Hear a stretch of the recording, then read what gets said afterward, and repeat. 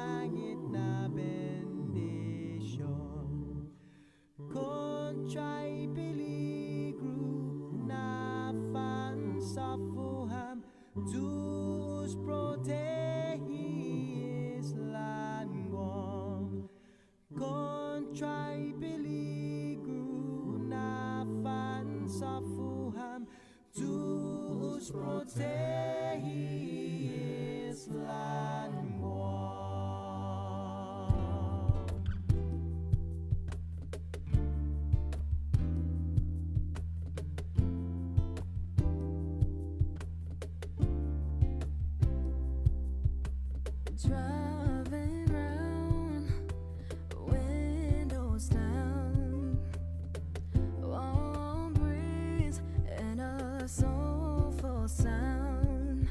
I got my mind made up about where I wanna be. Can't nobody take my home from me. There is no place like home. Saying goodbye to how gone. And I'm proud of where I'm from. Yeah, there's no place like home.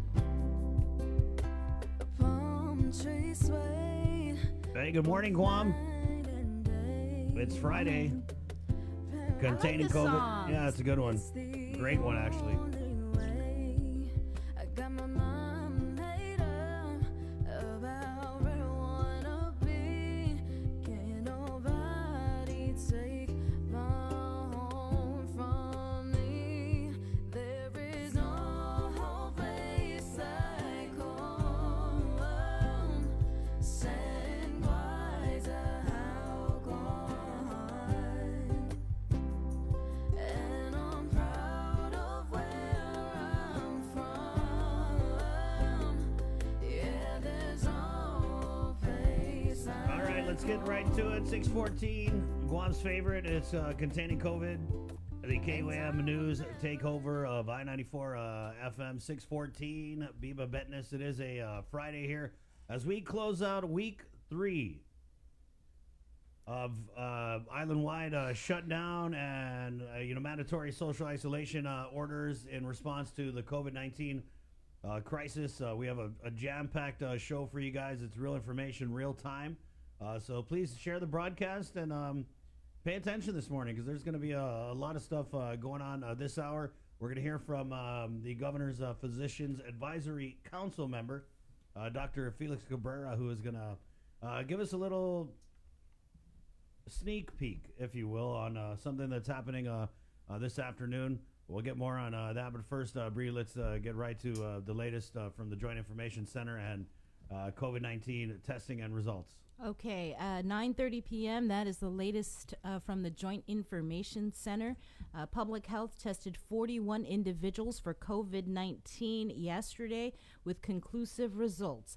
5 tested positive through Public Health and 36 tested negative.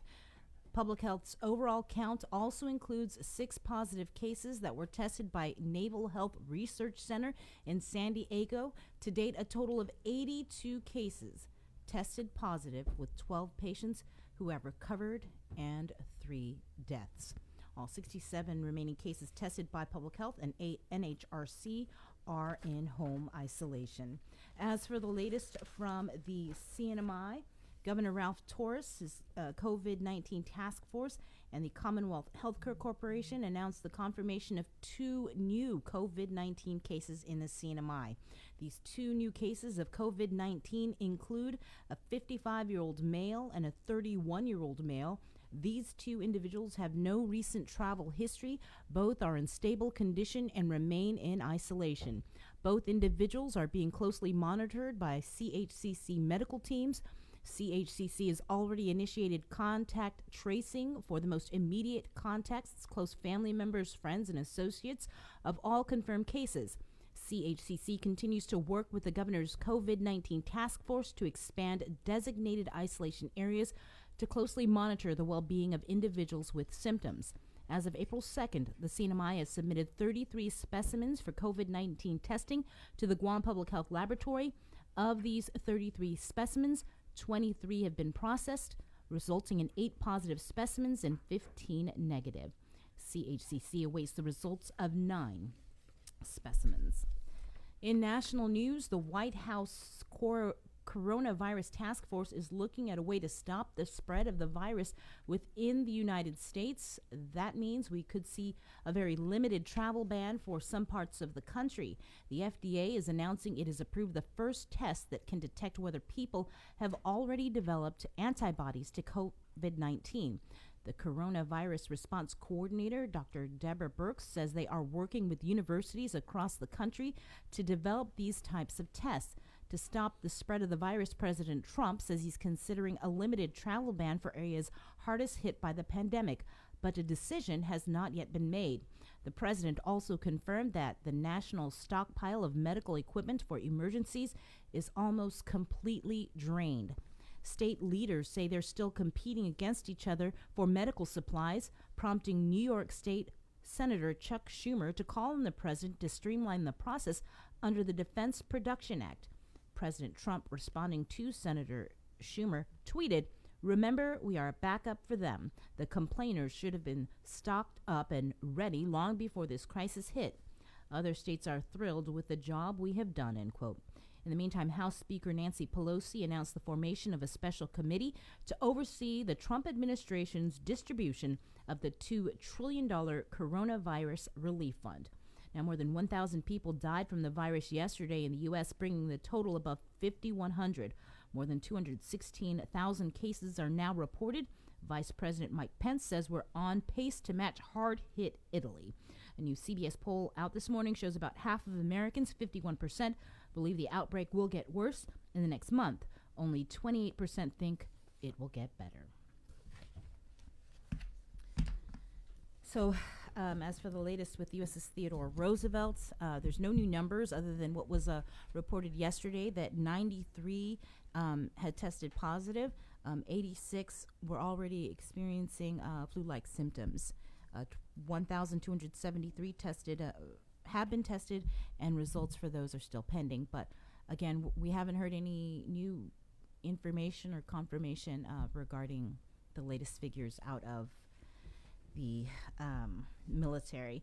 In the meantime, the governor and Admiral Manoni, during their press conference yesterday, talked about or responded to a reporter that was participating about when a sailor may test negative and now could possibly test positive later. A question again about the sailors on the Roosevelt. Captain Crozier wrote that in his letter some sailors tested negative and then they tested positive. how do we know that the sailors that will be sent to the hotels who are negative now won't later test positive? So I guess that's the $64 million question. And as I'm not a medical professional, but I'll tell you, no medical test is ever perfect. So tests will be conducted on these sailors.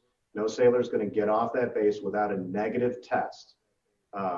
And then no sailor is going to get off that base without a negative test and also being asymptomatic for any influenza-like symptoms. So that's, I think, in excess of what CDC guidelines are at this point. But I cannot predict the future like you just asked me to. So can I just follow up? Just like in our quarantine, if I know that one of the conditions that we've agreed is that the Navy will provide medical staff that's going to be checking these sailors on a daily basis, just like we did during our quarantine, where we had our public health nurses check these people that are quarantined twice a day. And this is how we found out about these 3 individuals that got positive. So it's the same process that's going to happen there. And once they find out that they are positive, I know that they will then be sent to Naval Hospital for the appropriate measures and the appropriate treatment, isolation, and so forth. So again, I want to assure our people that these individuals that do become positive do not impact our healthcare system at all. The Navy has their own military healthcare system, and they would be treated in their healthcare facility.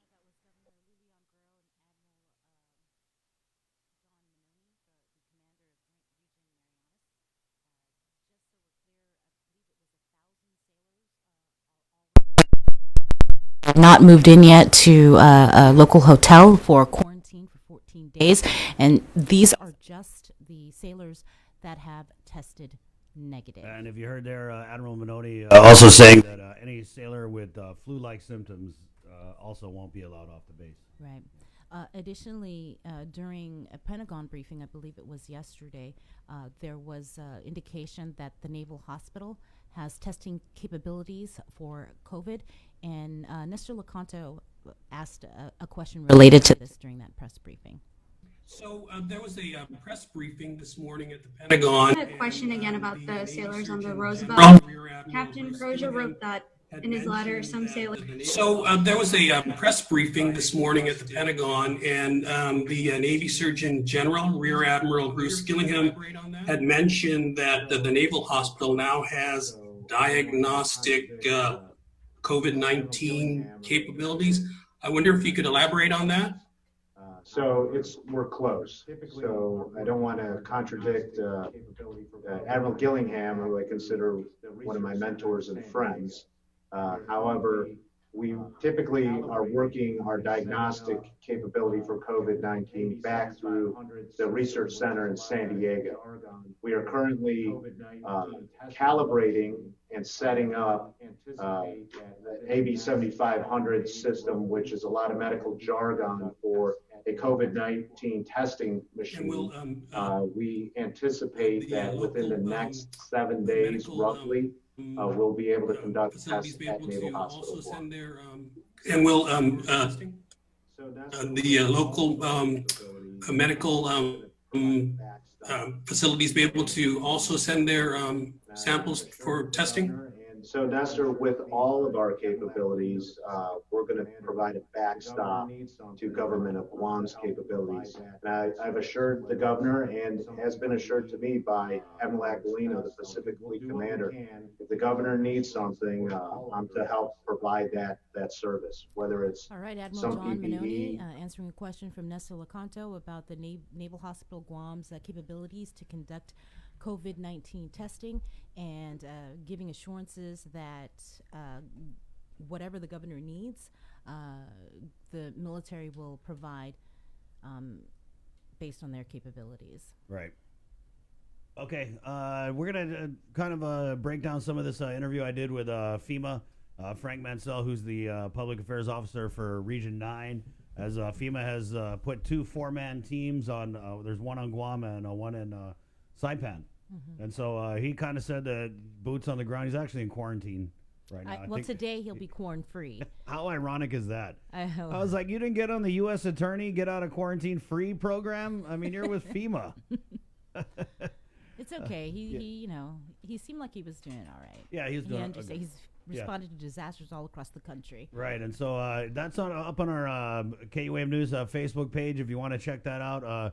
It was a pretty lengthy interview, and the takeaway I got was that they're still here and they're still kind of breaking bread with the governor's office and figuring out what type of it was really kind of frustrating because I really feel like we need to be further along with the assistance, and everyone I'm talking to has no clue about when it's going to start and any timeline on getting our people much needed assistance, before a few weeks or not. Anyway, so we got a whole bunch of stuff. 626.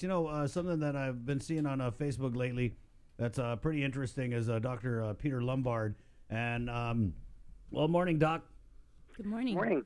So you were basically one of my friends described you to me as a numbers data geek. Well, I'll take that compliment. Yeah. Right. And so what you've been doing on your Facebook page is kind of compiling a lot of the data here with the COVID-19 testing and results. And you've been also kind of doing your own trajectory, right? And what can you tell us about that, Doc? Well, I've been doing my best. I'm not a statistician. I'm not an epidemiologist, and as well as I think I can do things, I know I'm probably not doing them the best way. I hope I'm somewhat close to what someone else would be doing, but I can say, from the data that's available to us, I think it's a fairly accurate representation of where we are and where we're going. At least if you use the rate of daily growth, which I've been putting on there. Now, at some point, that's not going to be a reliable metric for what's going to happen, and that's when a lot more sophisticated models need to be used. And that's the scary part. I mean, if you look at those models, they can really show an ugly picture of what the next few weeks are going to look like. And I think that's probably what the leadership is looking at as well in terms of trying to prepare for the worst, appropriately so. Doc, layman's terms, what's your projection? What do your stats look like for the next few weeks? Yeah, well, I think I posted something last night. I think we're kind of at a crossroad here. We're at about a little over 2 weeks from when our lockdown happened, and the fruits of what happened 2 weeks ago is going to be apparent over the next few days. And if we start, we very well could be at the start of an exponential growth phase.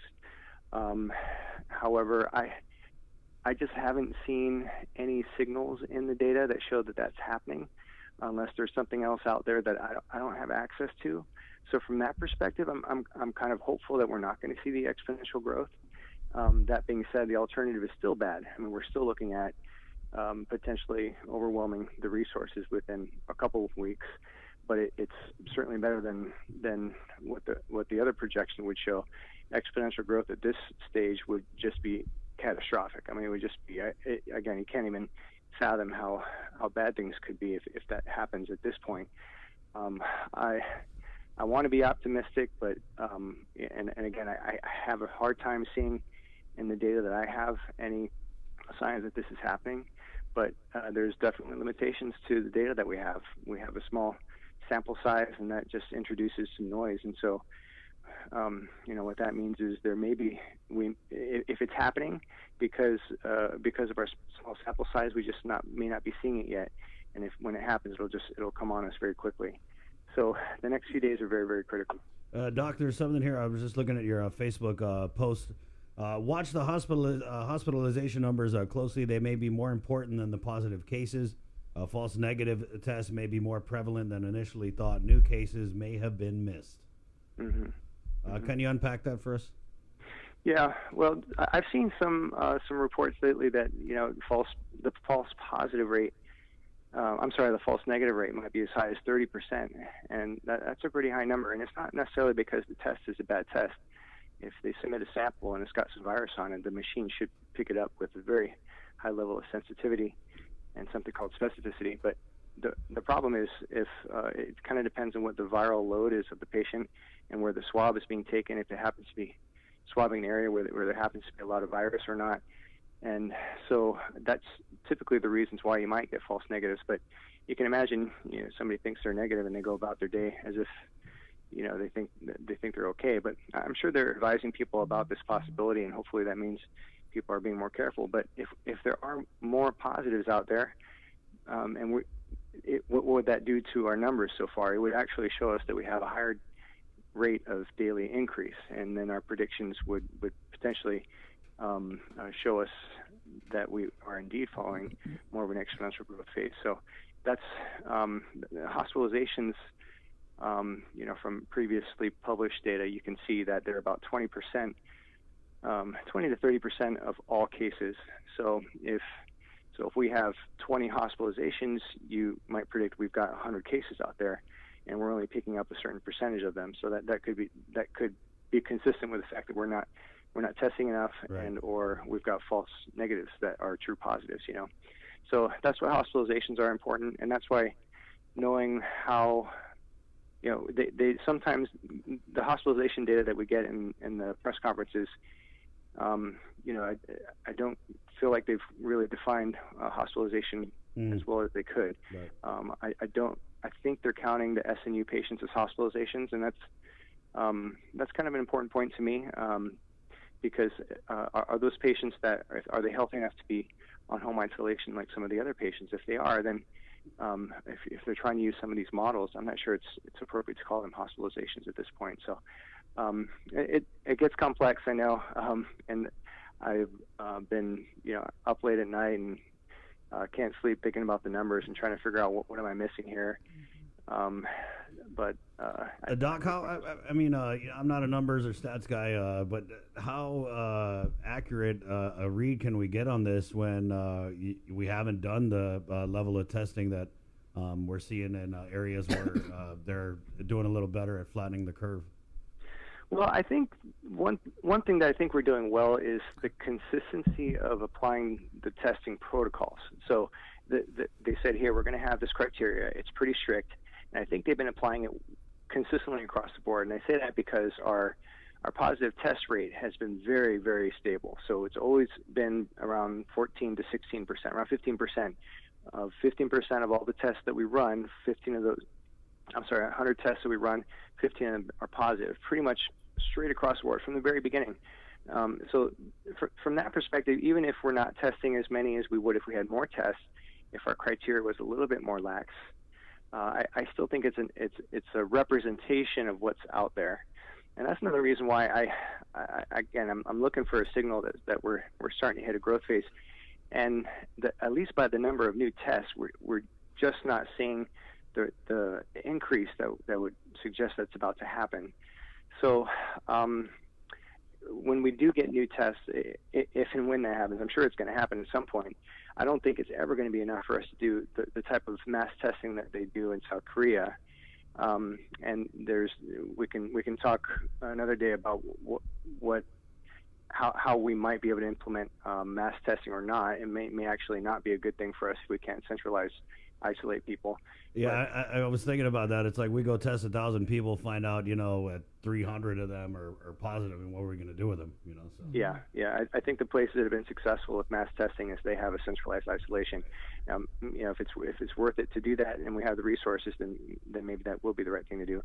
Or smartphone tracking these people, because that's the other method that works when you do mass testing. But in the absence of that, there's definitely an argument to be made that you just continue to do your targeted testing. You're going to just be very strict about what you do with the people that are either positive or that you suspect might be positives.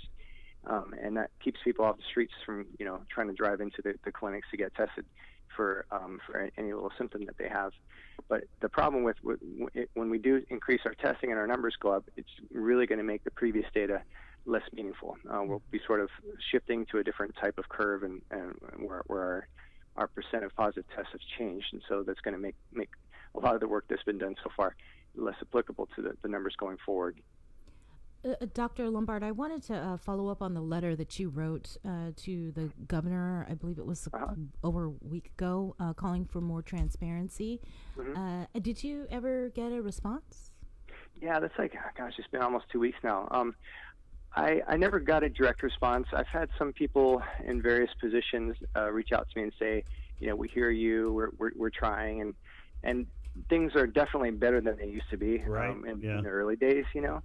And I thought a lot about this, and I know they're super busy. And when they've got, this is probably the DPHSS guys and gals that are working on this, and when they've got to do contact tracing and surveillance, and it's all they can do to manage that. The amount of time that they put into reports, making sure they're accurate, giving every little piece of data that might be useful for somebody in the public. I can understand they've got priorities that they have to consider. So, I'm happy that things have improved. I wish that there was more consistency in the type of data that comes out. The metrics I've always been asking for is, can you please be consistent with telling us the number of hospitalizations and ICU patients every day?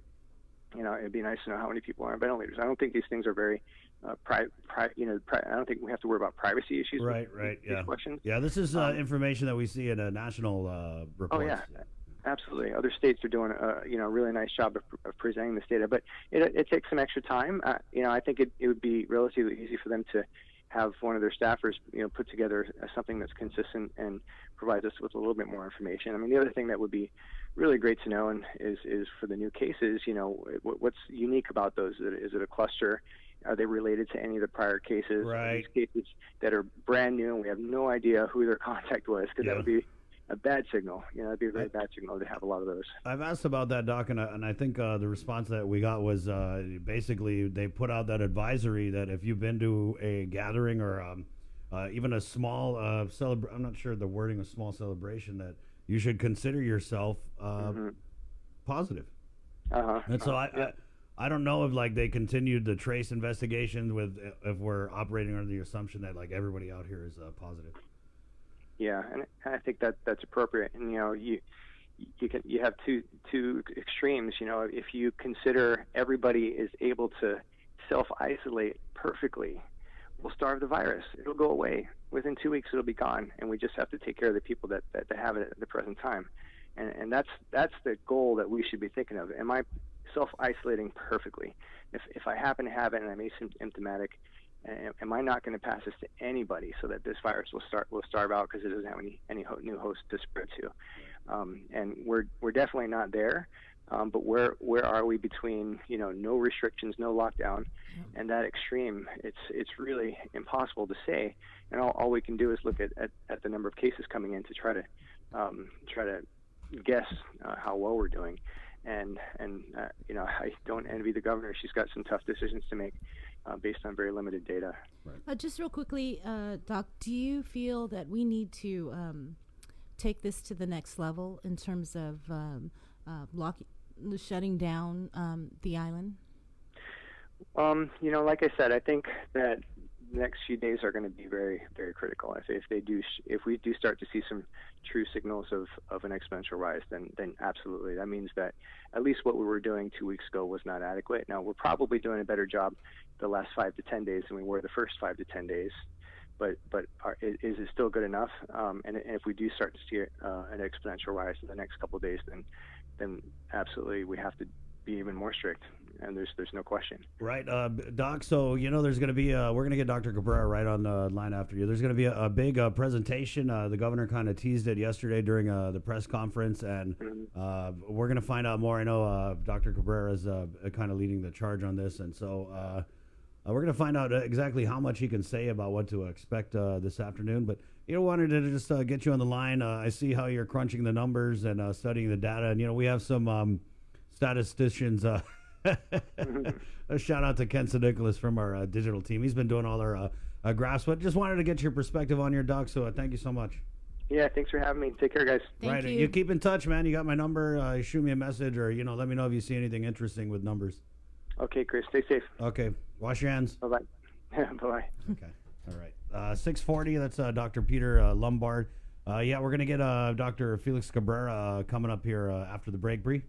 No, just anytime Dr. Cabrera does a presentation, the first one, it was like, oh, man. So Yeah. I'm just kind of worried. Right.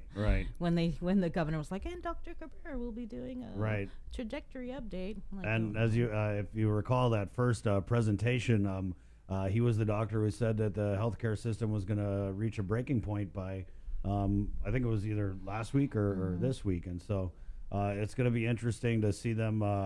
I don't know if this is going to be an update or what kind of presentation it's going to be, but we really want to make sure that everyone out there tunes in for that. So 6:40, and we're going to take a break. It's Friday on Containing COVID, the KUAM News Takeover, Guam's favorite I-94. Remember, 637-0094 is the number. KUAM News. Good morning, Guam.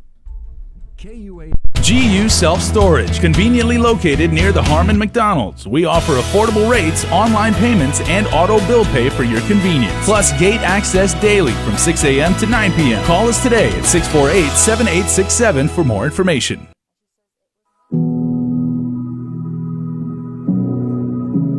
Buenas and half a day. Mabuhay. What's up, Guam? I'm Norm. If you're watching this from home, then great. But if you're somewhere you don't have to absolutely be, please go home and stay there. I know it's difficult for us to change our routines and habits, and personally, I'd rather be with my family and friends dining in a restaurant or going to the movies. But the timing, it's just not right.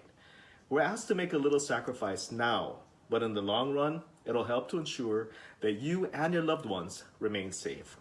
We're dealing with an unprecedented health crisis, and we need everyone's cooperation. Let's fight the spread of the coronavirus by doing our part to stay home so that Guam can stay safe. Be healthy. Be informed with ITD.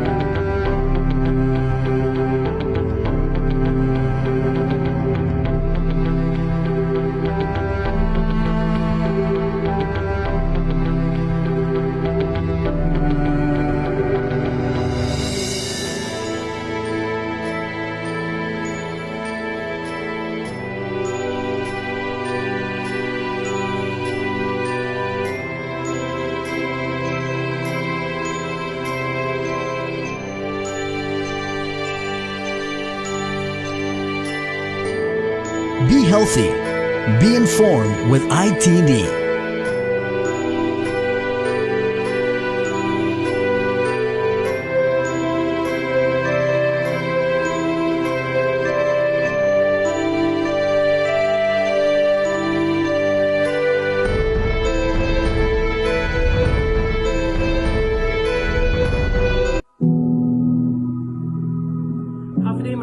This is Tomas Maglonia on the island of Saipan, reminding you to stay home as much as possible. And when you have to leave your home for essential things, practice social distancing.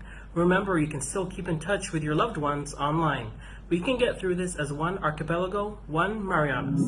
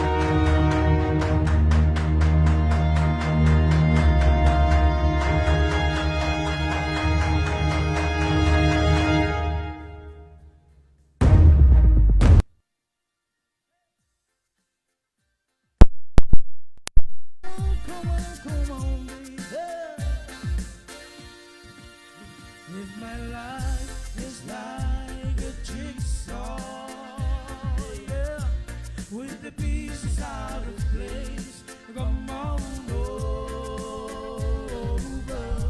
Loyal migrants, good morning, Guam. It's Friday.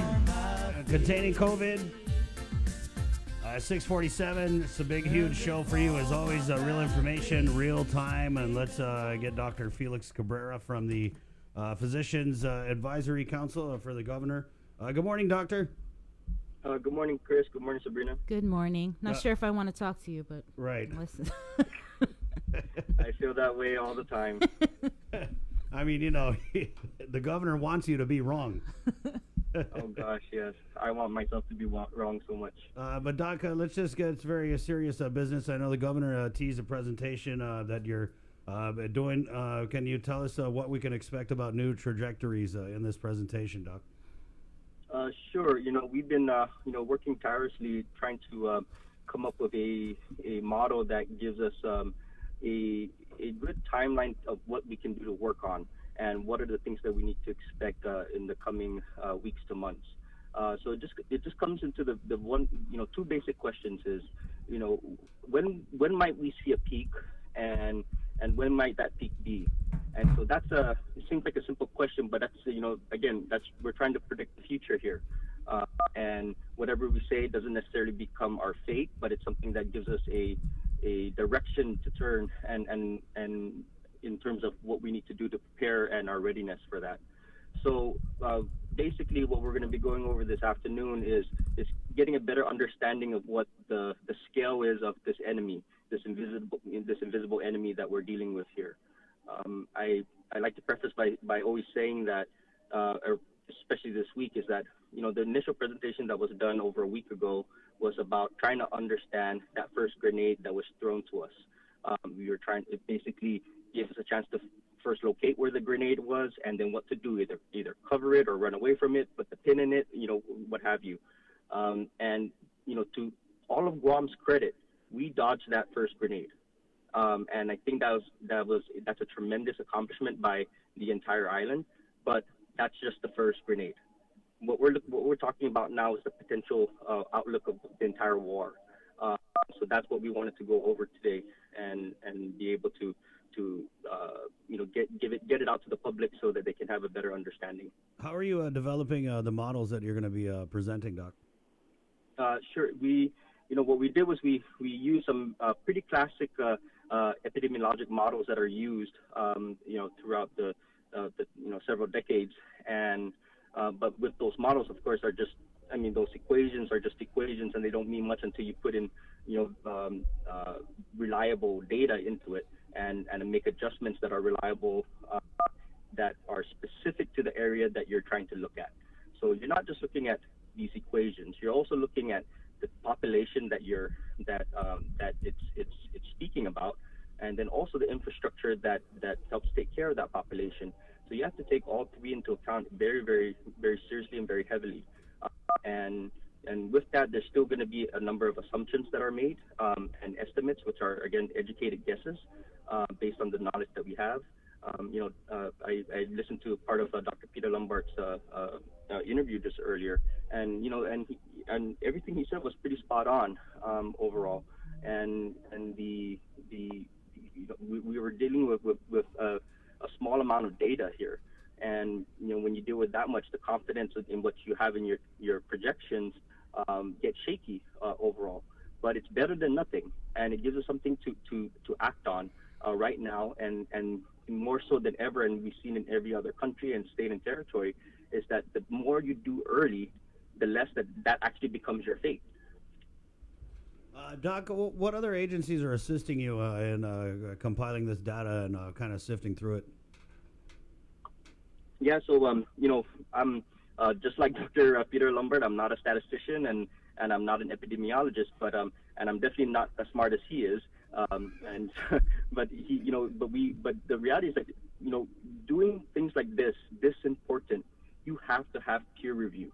You have to have people that can look at your work and give you feedback and be able to poke holes, and you have to be willing to have them poke holes into into what you're doing, because it's not about pride or ego. It's about the people's lives here. So we've actually invited, Peter Lumberg to help us with this process, and basically his job is to do the complete opposite of what we're doing in this sense. In other words, look at the other side. Look at our 6. Have our 6. Look at what we're missing, and he's been a tremendous help in that manner. But again, just like me, we're physicians in the community that have a basic knowledge in a lot of these models. We took these type of courses in undergrad and med school, and then it continues even to residency and now, because we constantly look at medical studies that use a lot of statistics, so we keep up our practice in it in some way. But that being said, we went to some of the more real experts in this, and they are epidemiologists on the island, in particular with CDC representatives here, and then also with our public health epidemiologists. And that have looked at our models as well and helped us develop and adjust it into ways that might make it more meaningful. We also so that was part of even just the building of the model. So it wasn't just myself and the physician advisory group. We really went outside, even just with the sources locally. Now nationally, the reason why what pushed this us to be able to feel confident to share this with the public is that we got independent confirmation, or I should say, independent corroboration, and this came from the U.S. Army Corps of Engineer and the U.S. Army themselves, who did an independent study on what Guam's trajectory might look like, and basically asked the one question is, when will Guam be overwhelmed, potentially, and what potentially are the trigger points that we need to do to start making decisions. And it was a report that was just as sobering as ours. It meant that we weren't exactly just doing things completely blindly and incorrectly, that we were on the right track here. So we think that with our local knowledge that adjusted our models better, we think that we have a pretty good understanding of what the trajectory is today. You said you got input from the U.S. Army Corps of Engineers in your numbers. Were they alarmed to see the amount of cases that we currently have, just considering our population? So just to clarify, so they didn't look at our numbers at all, Okay. and what they did their studies completely independently. Right. I see. Yeah, and so which is actually even more important to say that, because they weren't influenced by what we had and what the numbers that we're giving. So they came up with a lot of that on their own. They did make more assumptions because they don't know the local nuances, so to speak. And but even with that, even with their assumptions, they were pretty close. And yeah, they in some of their worst case scenarios, it seemed even more aggressive in some ways than ours. Mm-hmm. You said that this is going to be an outlook of the potential war. How far of an outlook are we talking about? I'm talking about like 2 weeks, or Well, let me just quote Dr. Fauci from who's head of the Institute of Allergy and Infectious Disease for the country, and who's been the face of this fight here in the country. He thinks that there's a chance that this may push on into 2021. Oh my goodness! I don't want to talk to you anymore, Doc. This is why we don't want to talk to you. But here's the thing. One can also say that we've been dealing with the flu for centuries, right? Mm-hmm. And so the question is just on what level are we going to deal with coronavirus? Do we want to deal with it in the level that we're dealing with it now, or are we going to comply and do it to squash it down to the point where it's manageable, to the sense where we can get to an effective vaccine? Again, probably it's not until 1 year from now, and that's an accelerated process to make it 1 year from now, and then to the point where it's manageable, and so that's the key part there. But it's not going to go away completely, and we have to start accepting that reality, that we will get to a point that we'll have control no matter what. It's just that how much of a price do we want to pay to get to that control? Right. And if we push this out, we push it out, squash it down, then all of a sudden it's not a big of a monster as it initially is it looks like, and what it actually is in places like Italy, Spain, France, and New York City. And so that's our main goal. And right now, we have to really look seriously at what's going on in those countries and cities, because that could very much be our fate. Doc, just two questions, because I know you got to go. Who's going to be presenting with you, and why is it important for everybody to tune in and watch this presentation that you're going to be giving? Yeah, because this is the first time that we can, again, everybody has to really know what they're up against, and potentially up against. And, just like how you want to tune in, and if there's a Category 5 super typhoon heading toward Guam, you'd want to tune into this press conference, because we're giving you our very first forecast that looks out from there. And on top of that, so Dr. Michael Cruz, who's our state surgeon and who's leading this COVID unified response effort, we'll be speaking as well. And then, but not only tell us, we're not only going to just tell you what our forecast is. We're going to tell you what what we've done over, especially the past week, especially after we saw these numbers for the first time.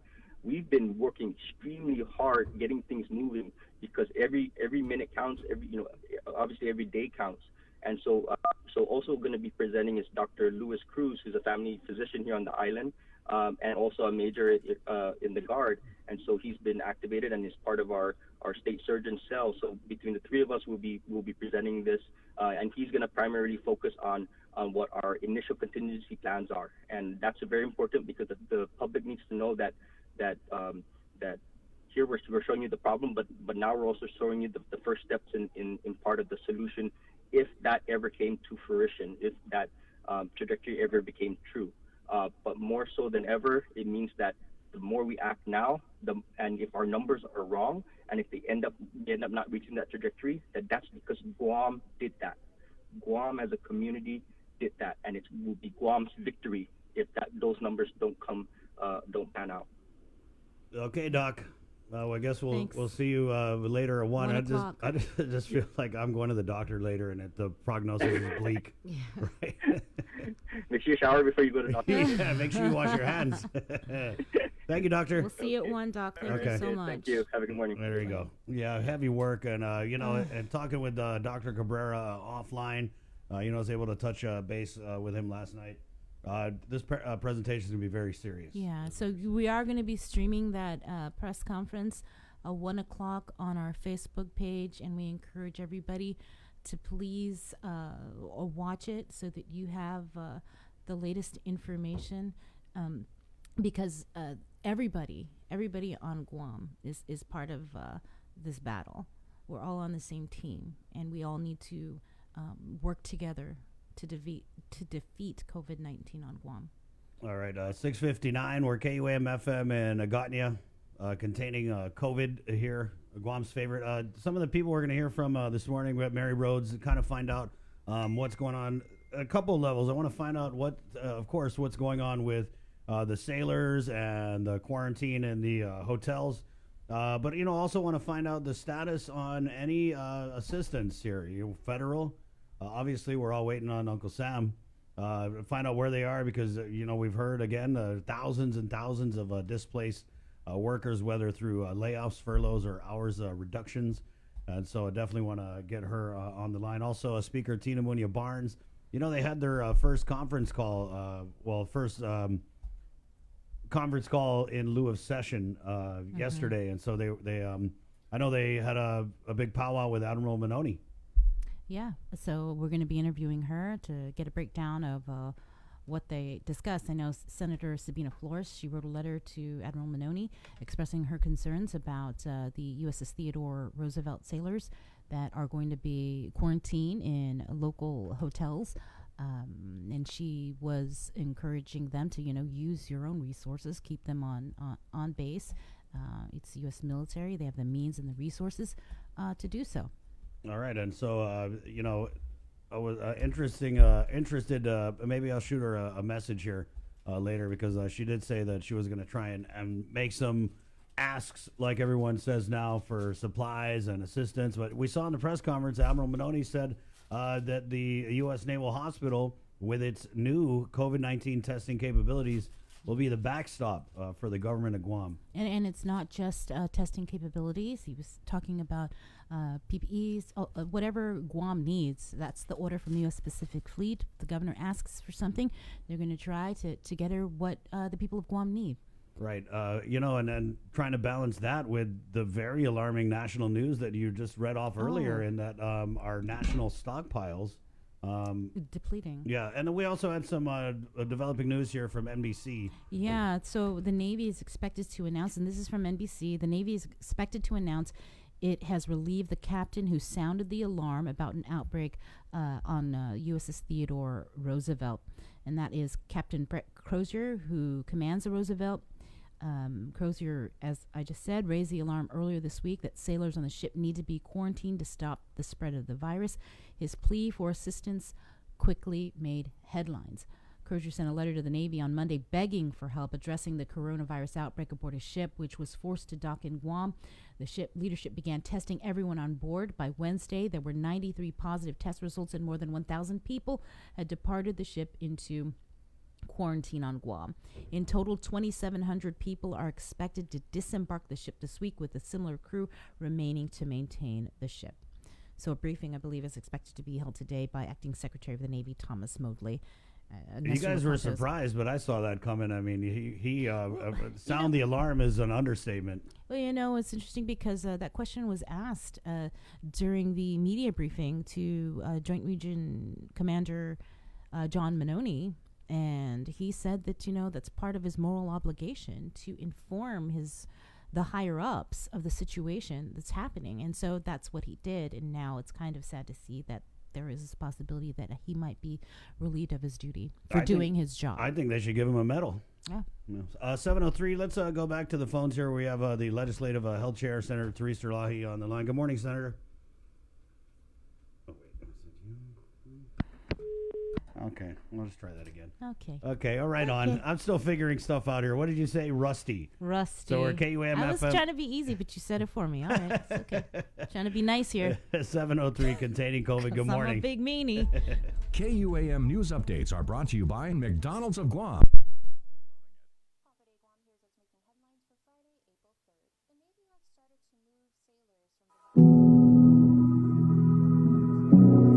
It's our daddy, Specialist Joshua Manzanotnia. I can't wait for him to come home. Keep us safe and stay home. I miss my daddy, and I can't wait to see him. So keep us safe and stay home. Dab. GU Self-Storage, conveniently located near the Harmon McDonald's, offers fully covered loading and unloading area with individual pin-coded gate and door access. Call us today at 648-7867 for more information. Be healthy. Be informed with ITD.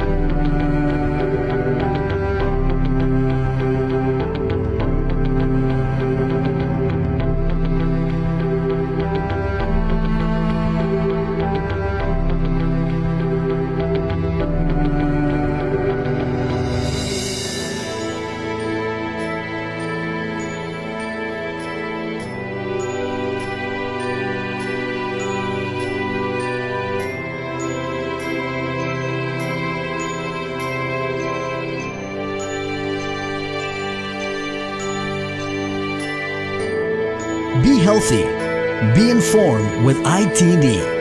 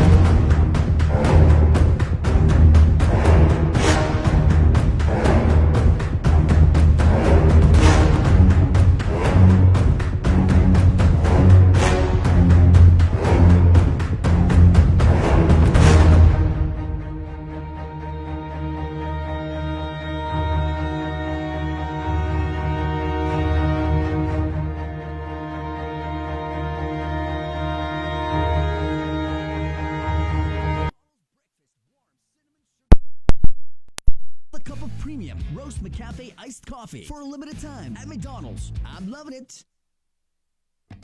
Hi, welcome to this ad for new Subway sliders, starting at $1.99 each. How do you want it? Cheers, squad. Woo!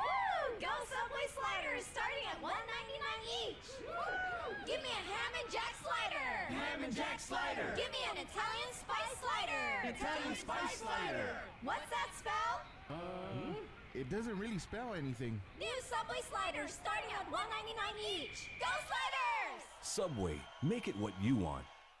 Dear people who haven't had a Big Mac, who saw millions of people enjoying something and said, no thanks. We're not giving up on you, because today is a new day. A day for a burger that has a bun in the middle because it can. A day for a sauce so special they put it on there twice. A day for McDonald's most McDonald's burger. So go, because today's your day for a Big Mac. Now available in 3 sizes, including the new Little Mac and Double Big Mac burgers at participating McDonald's for a limited time. Tune in to I-94 FM Monday through Friday from 6 a.m. to 6 p.m. as we talk up TV8 and TV11 primetime highlights of the day. Proudly presented to you by Docomo Pacific. Better together.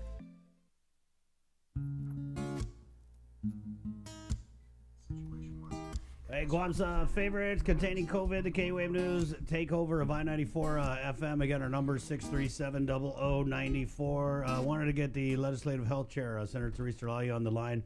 Senator, I understand that you've met about contingency plans for Guam's healthcare system. What can you tell us about that, Senator?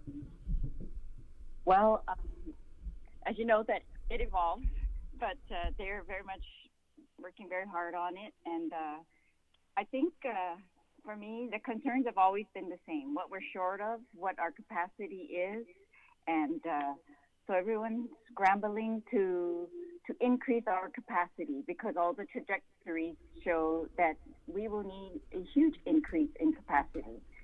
So knowing that,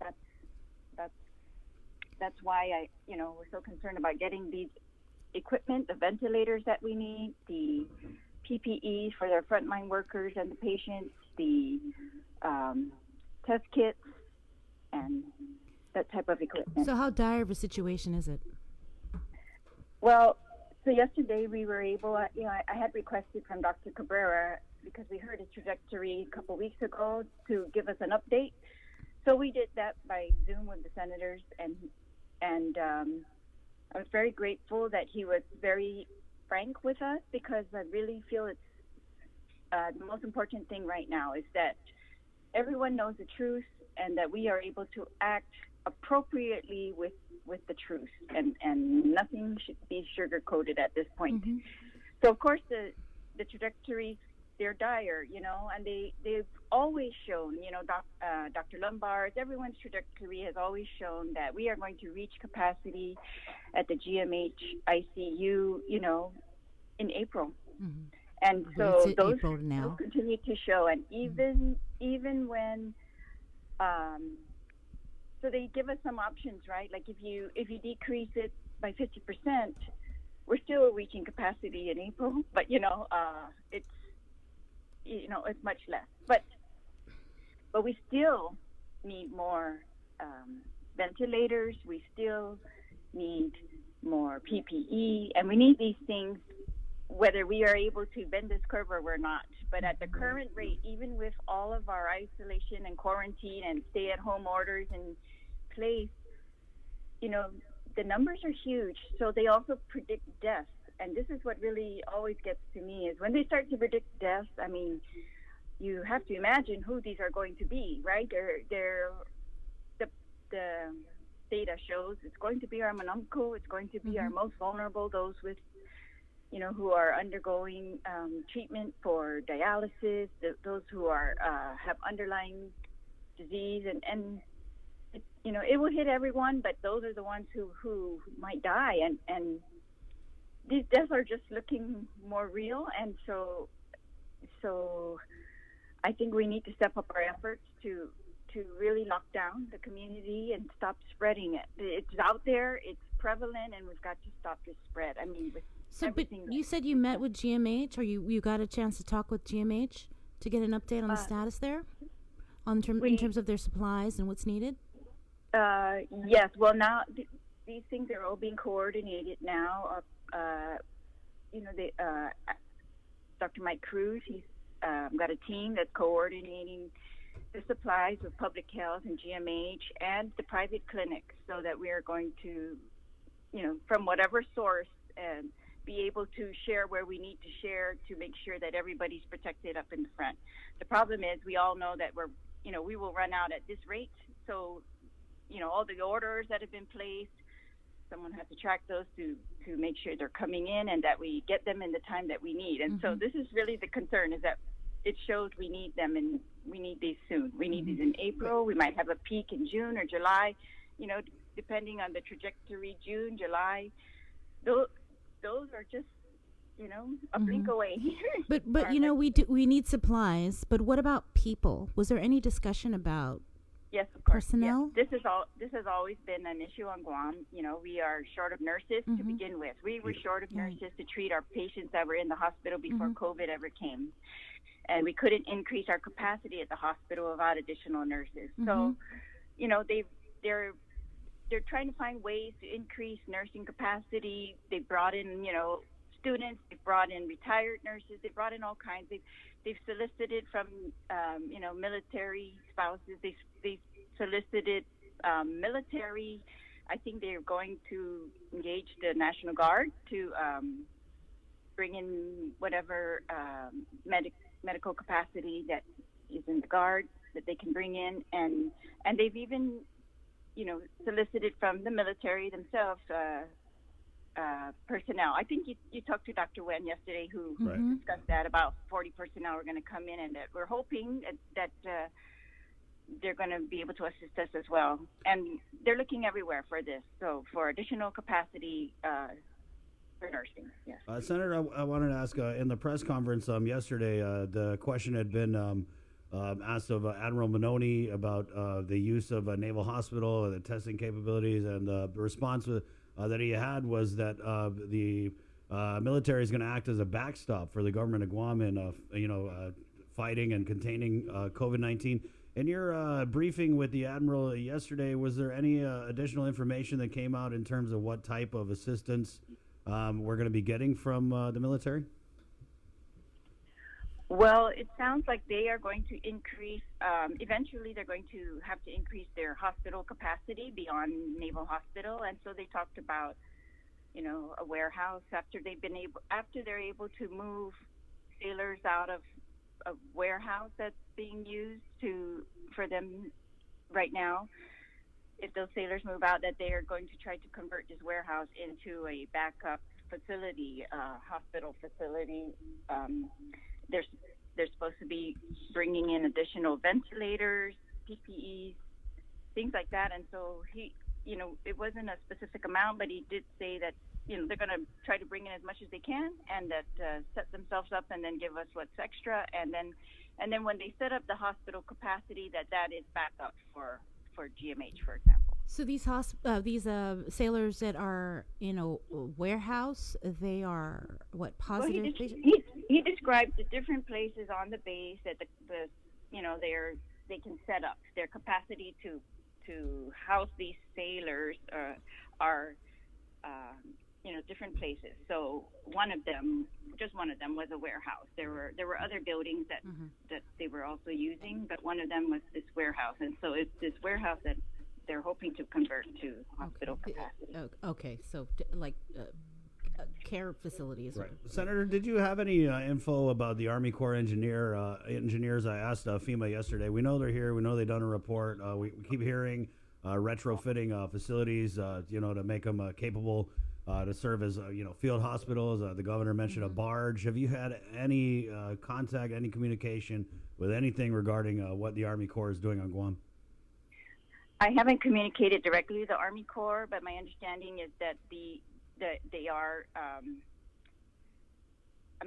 That's a possibility. But I know that they did, as Dr. Cabrera said, do their own analysis of our maximum or peaks, I guess, peaks in patients that are going to be needing hospital, and everyone.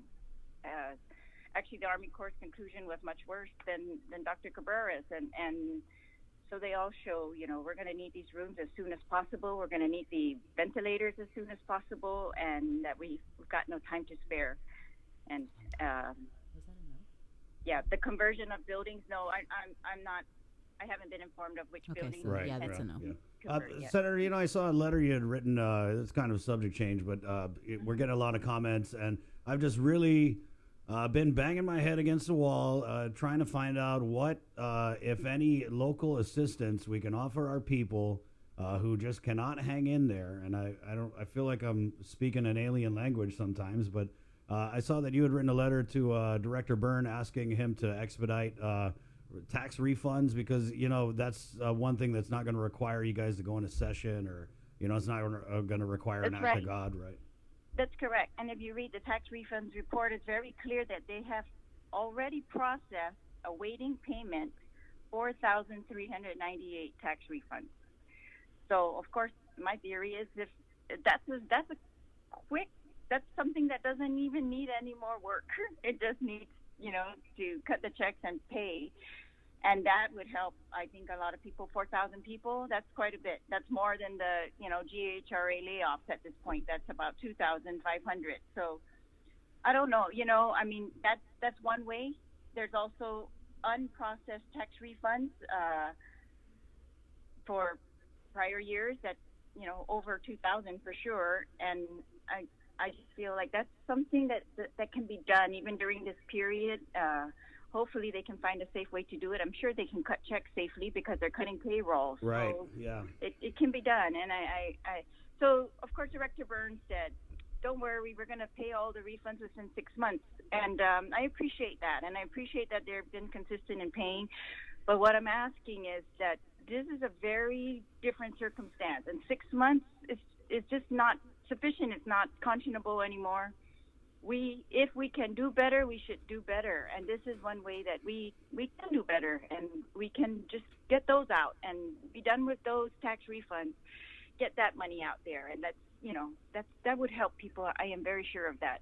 And of course, the other thing is, I heard on the news, but I don't think it's accurate because I talked to, Tess Archangel at Public Health, and she said that the SNAP benefits are available for anyone who's been laid off, and that the applications are up online. Download that, fill it out, put your application into a Dropbox. And if you qualify for SNAP benefits because of your layoff, all you need to do is put in there a letter from your employer that you've been laid off. And that makes you newly qualified for SNAP benefits.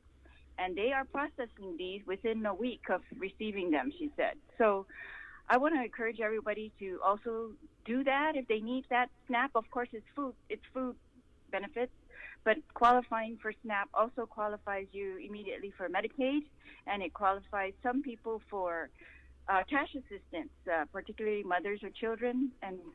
And so if you've been affected by a layoff, I think you should try that. To apply right away and see if you qualify.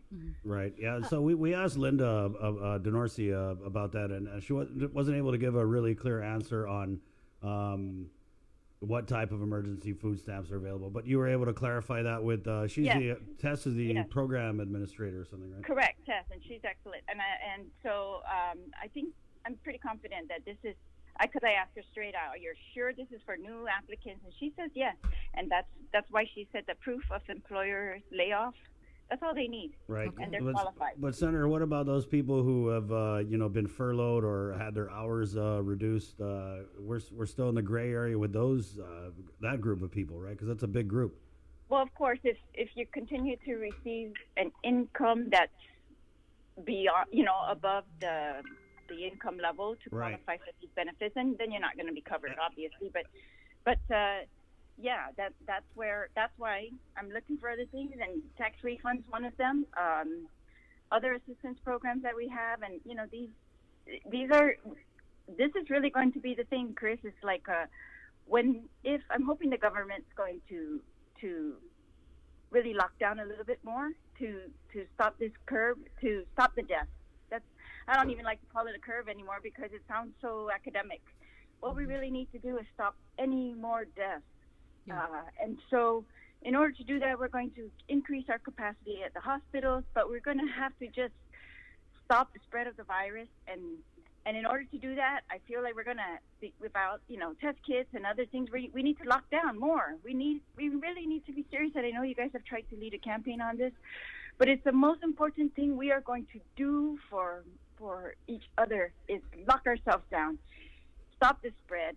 Imagine that everyone next to you has this virus and act that way and lock it down. But when we do this, I realize that we are going to have some serious food issues. Like you say, there's people who've been laid off. We don't have cash to go get food. We don't even, and we're locking down. So our ability to go get food safely is really limited. And so I feel like that's something that Tough balance, all of us Senator. are going to also have to look at. We're going to, we've got these current institutions such as, our Salvation Army, the Catholic Social Services that have done excellent during this time to give out a lot more food than they normally do because of the circumstances with employees, right? And but it's going to increase, and so that is what another thing that we're going to have to, as a government, I feel like we're just going to have to outright, in addition to building making the shelter capacity ready, we're going to have to make food capacity available as soon as we can. I mean, yeah. Senator, I just wanted to ask, because this is something that I've been really trying to hammer down on the disaster SNAP assistance benefits, and so I had the guy from FEMA on the line yesterday. Linda doesn't know where we're at with that program, and the Frank from FEMA had basically said that that's not one of the programs that is turned on, and that's something that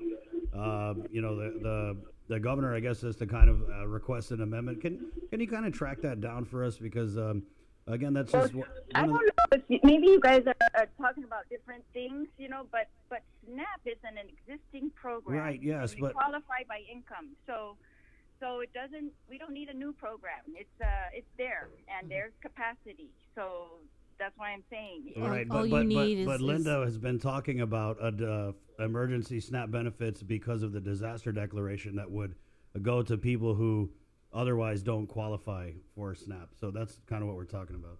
Oh, okay. Well, that's different. That's meaning you're over the income level. I'm not.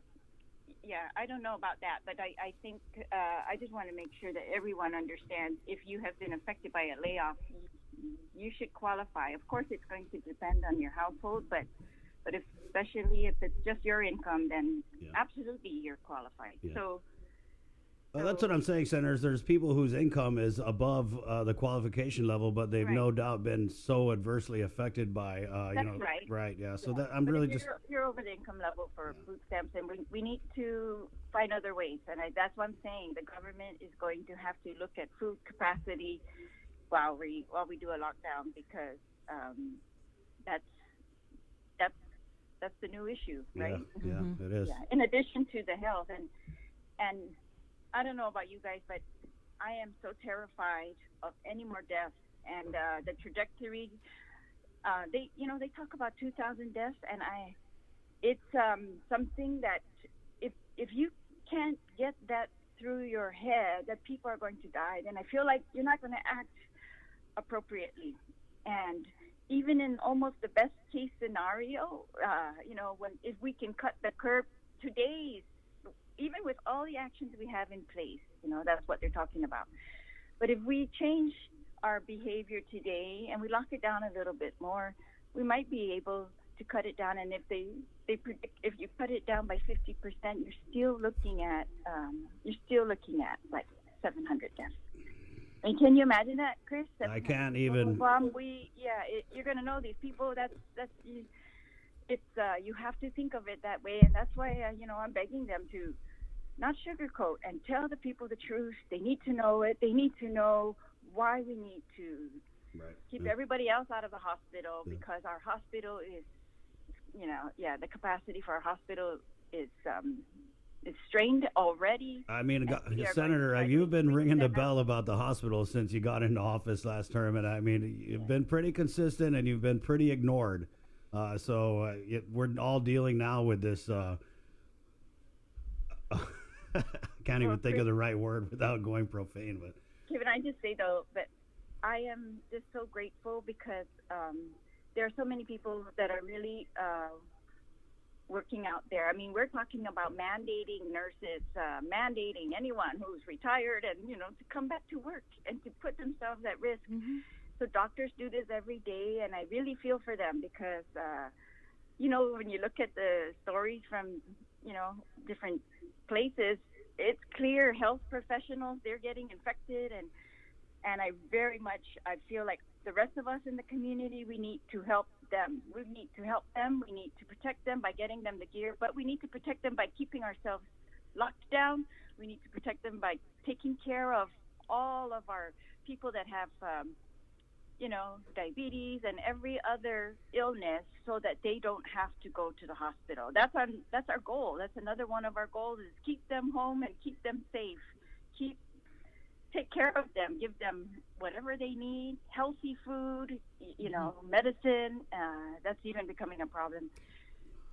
So Senator, in your conversations with Dr. Cabrera yesterday, have you heard any indication that we're going to see more stricter mandates coming down in terms of we're going to extend this mandatory social isolation, we're going to implement a curfew law like they're doing in Saipan for everybody, not just for the knuckleheads that are running around? Well, I think, of course, this type of call is up to the governor. But I know. I'm just wondering if you heard it in the conversation. If you look at the charts, they're saying we need to decrease our current trajectory. We need to decrease this immediately, and we want to decrease it by at least 50%. How do you decrease it? And I think it's getting tough. There's no other answer. And I'm just so frustrated, Senator. When I look out here, there's just too many exceptions to the orders, and just people are not.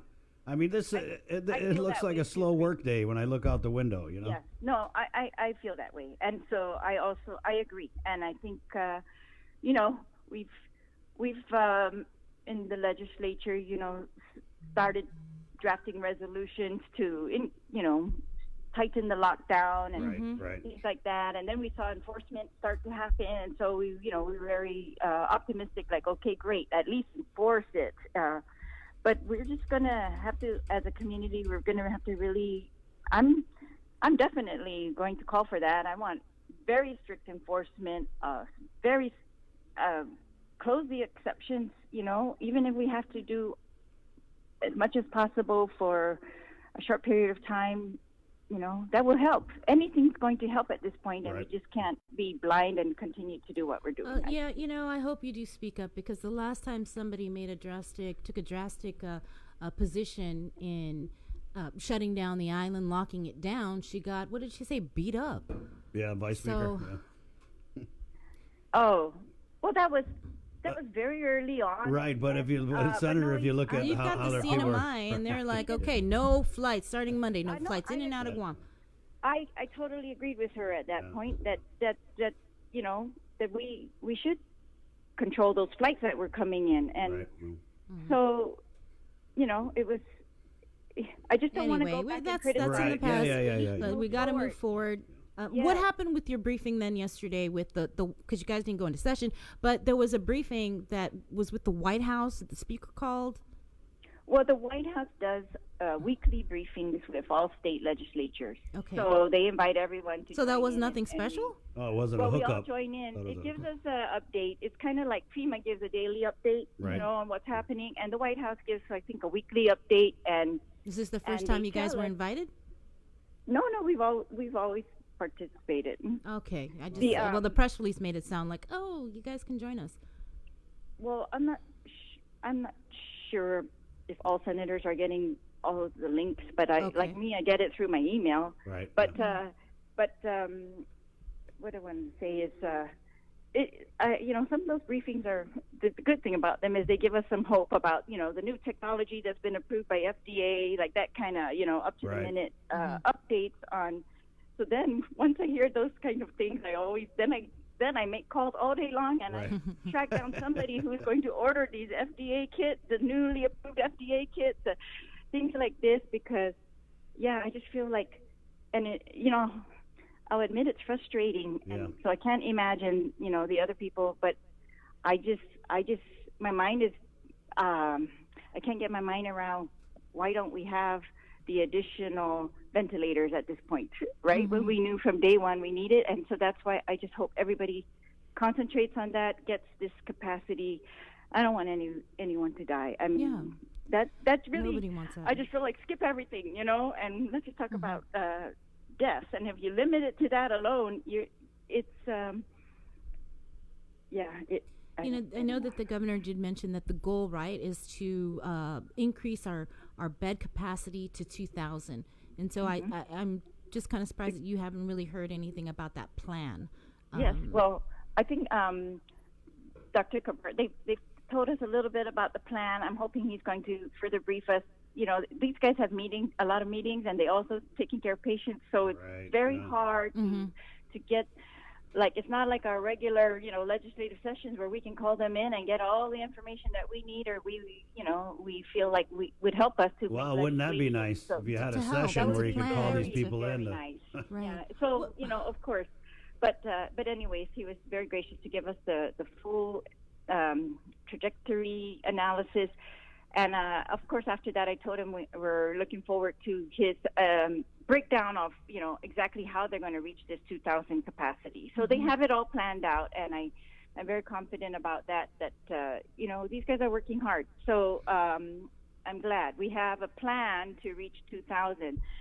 But the problem is, reaching 2,000 in their trajectory, 2,000 beds means, so many will be in ICU, and then, those kind of numbers are also there. And Senator, are you hearing from nurses or any healthcare workers about burnout or stress or anything like that, or what they're dealing with, and whether they're getting enough support? Right. Of course. No, they're stressed, but I they're brave. Gosh, they're so brave, and they're doing this for us, and totally out of love for the people of Guam, and that's why I say I'm so grateful for them. But and they get worried, like, oh man, are we going to run out of PPEs? But that should not happen.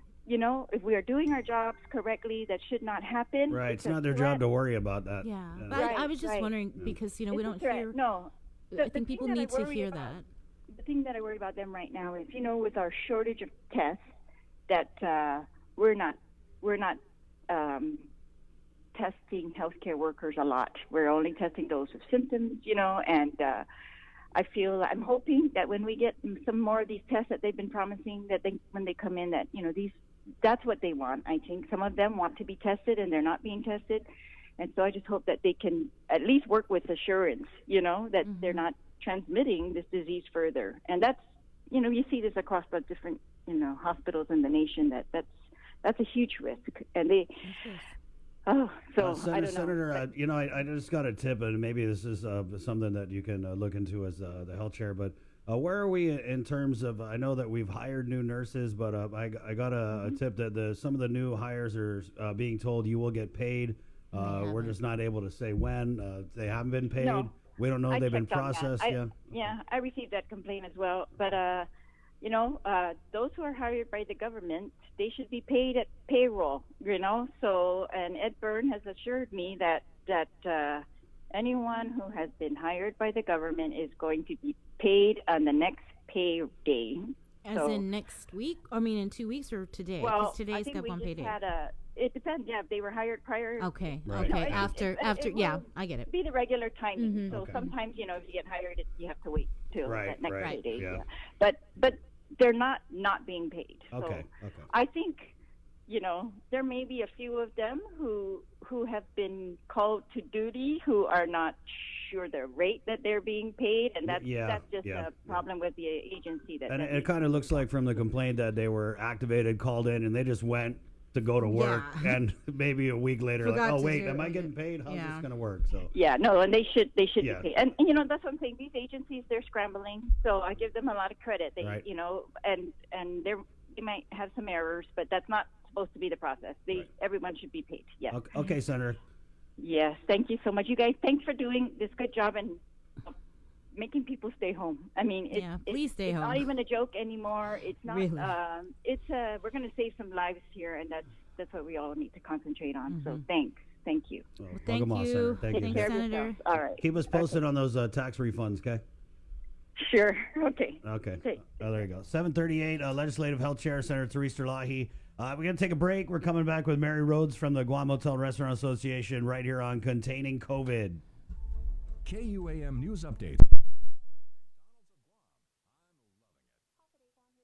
GU Self Storage, conveniently located near the Harmon McDonald's. We offer affordable rates, online payments, and auto bill pay for your convenience. Plus gate access daily from 6 a.m. to 9 p.m. Call us today at 648-7867.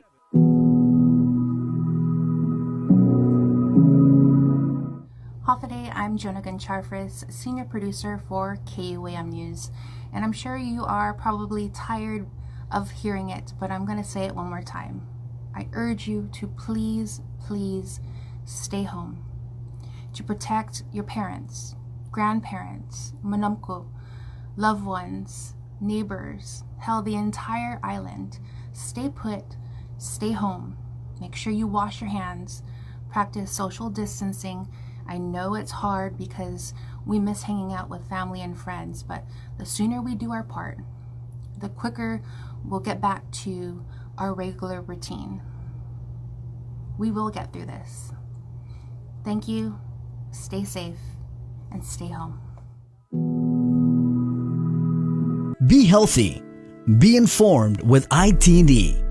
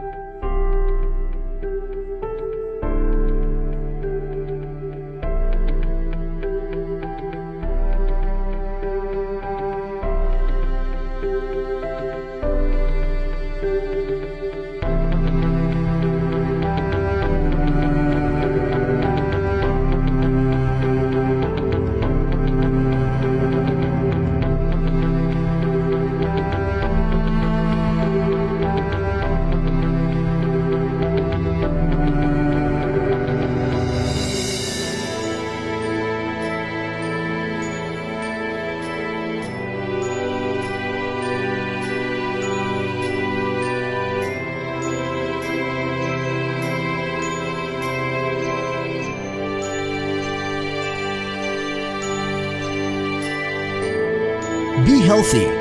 Be informed with ITD.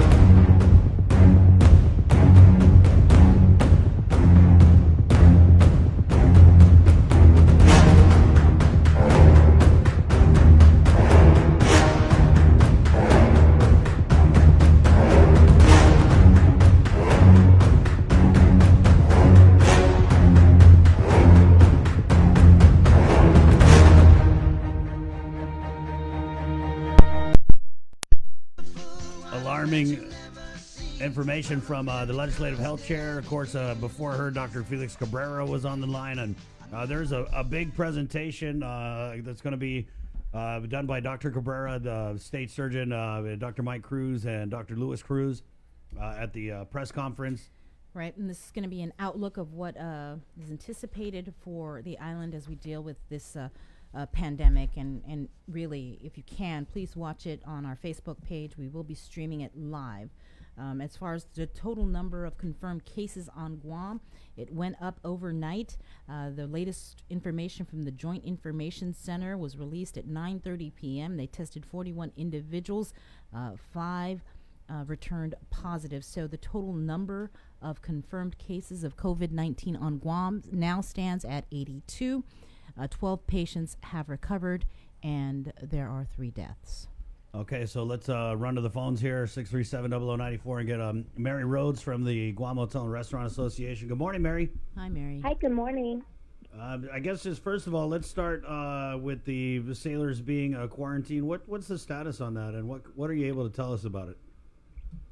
The last several days, we've been focusing on really just coming to the terms of the agreement with the USS Roosevelt, similar to how we participated in getting rooms for our local quarantine facilities.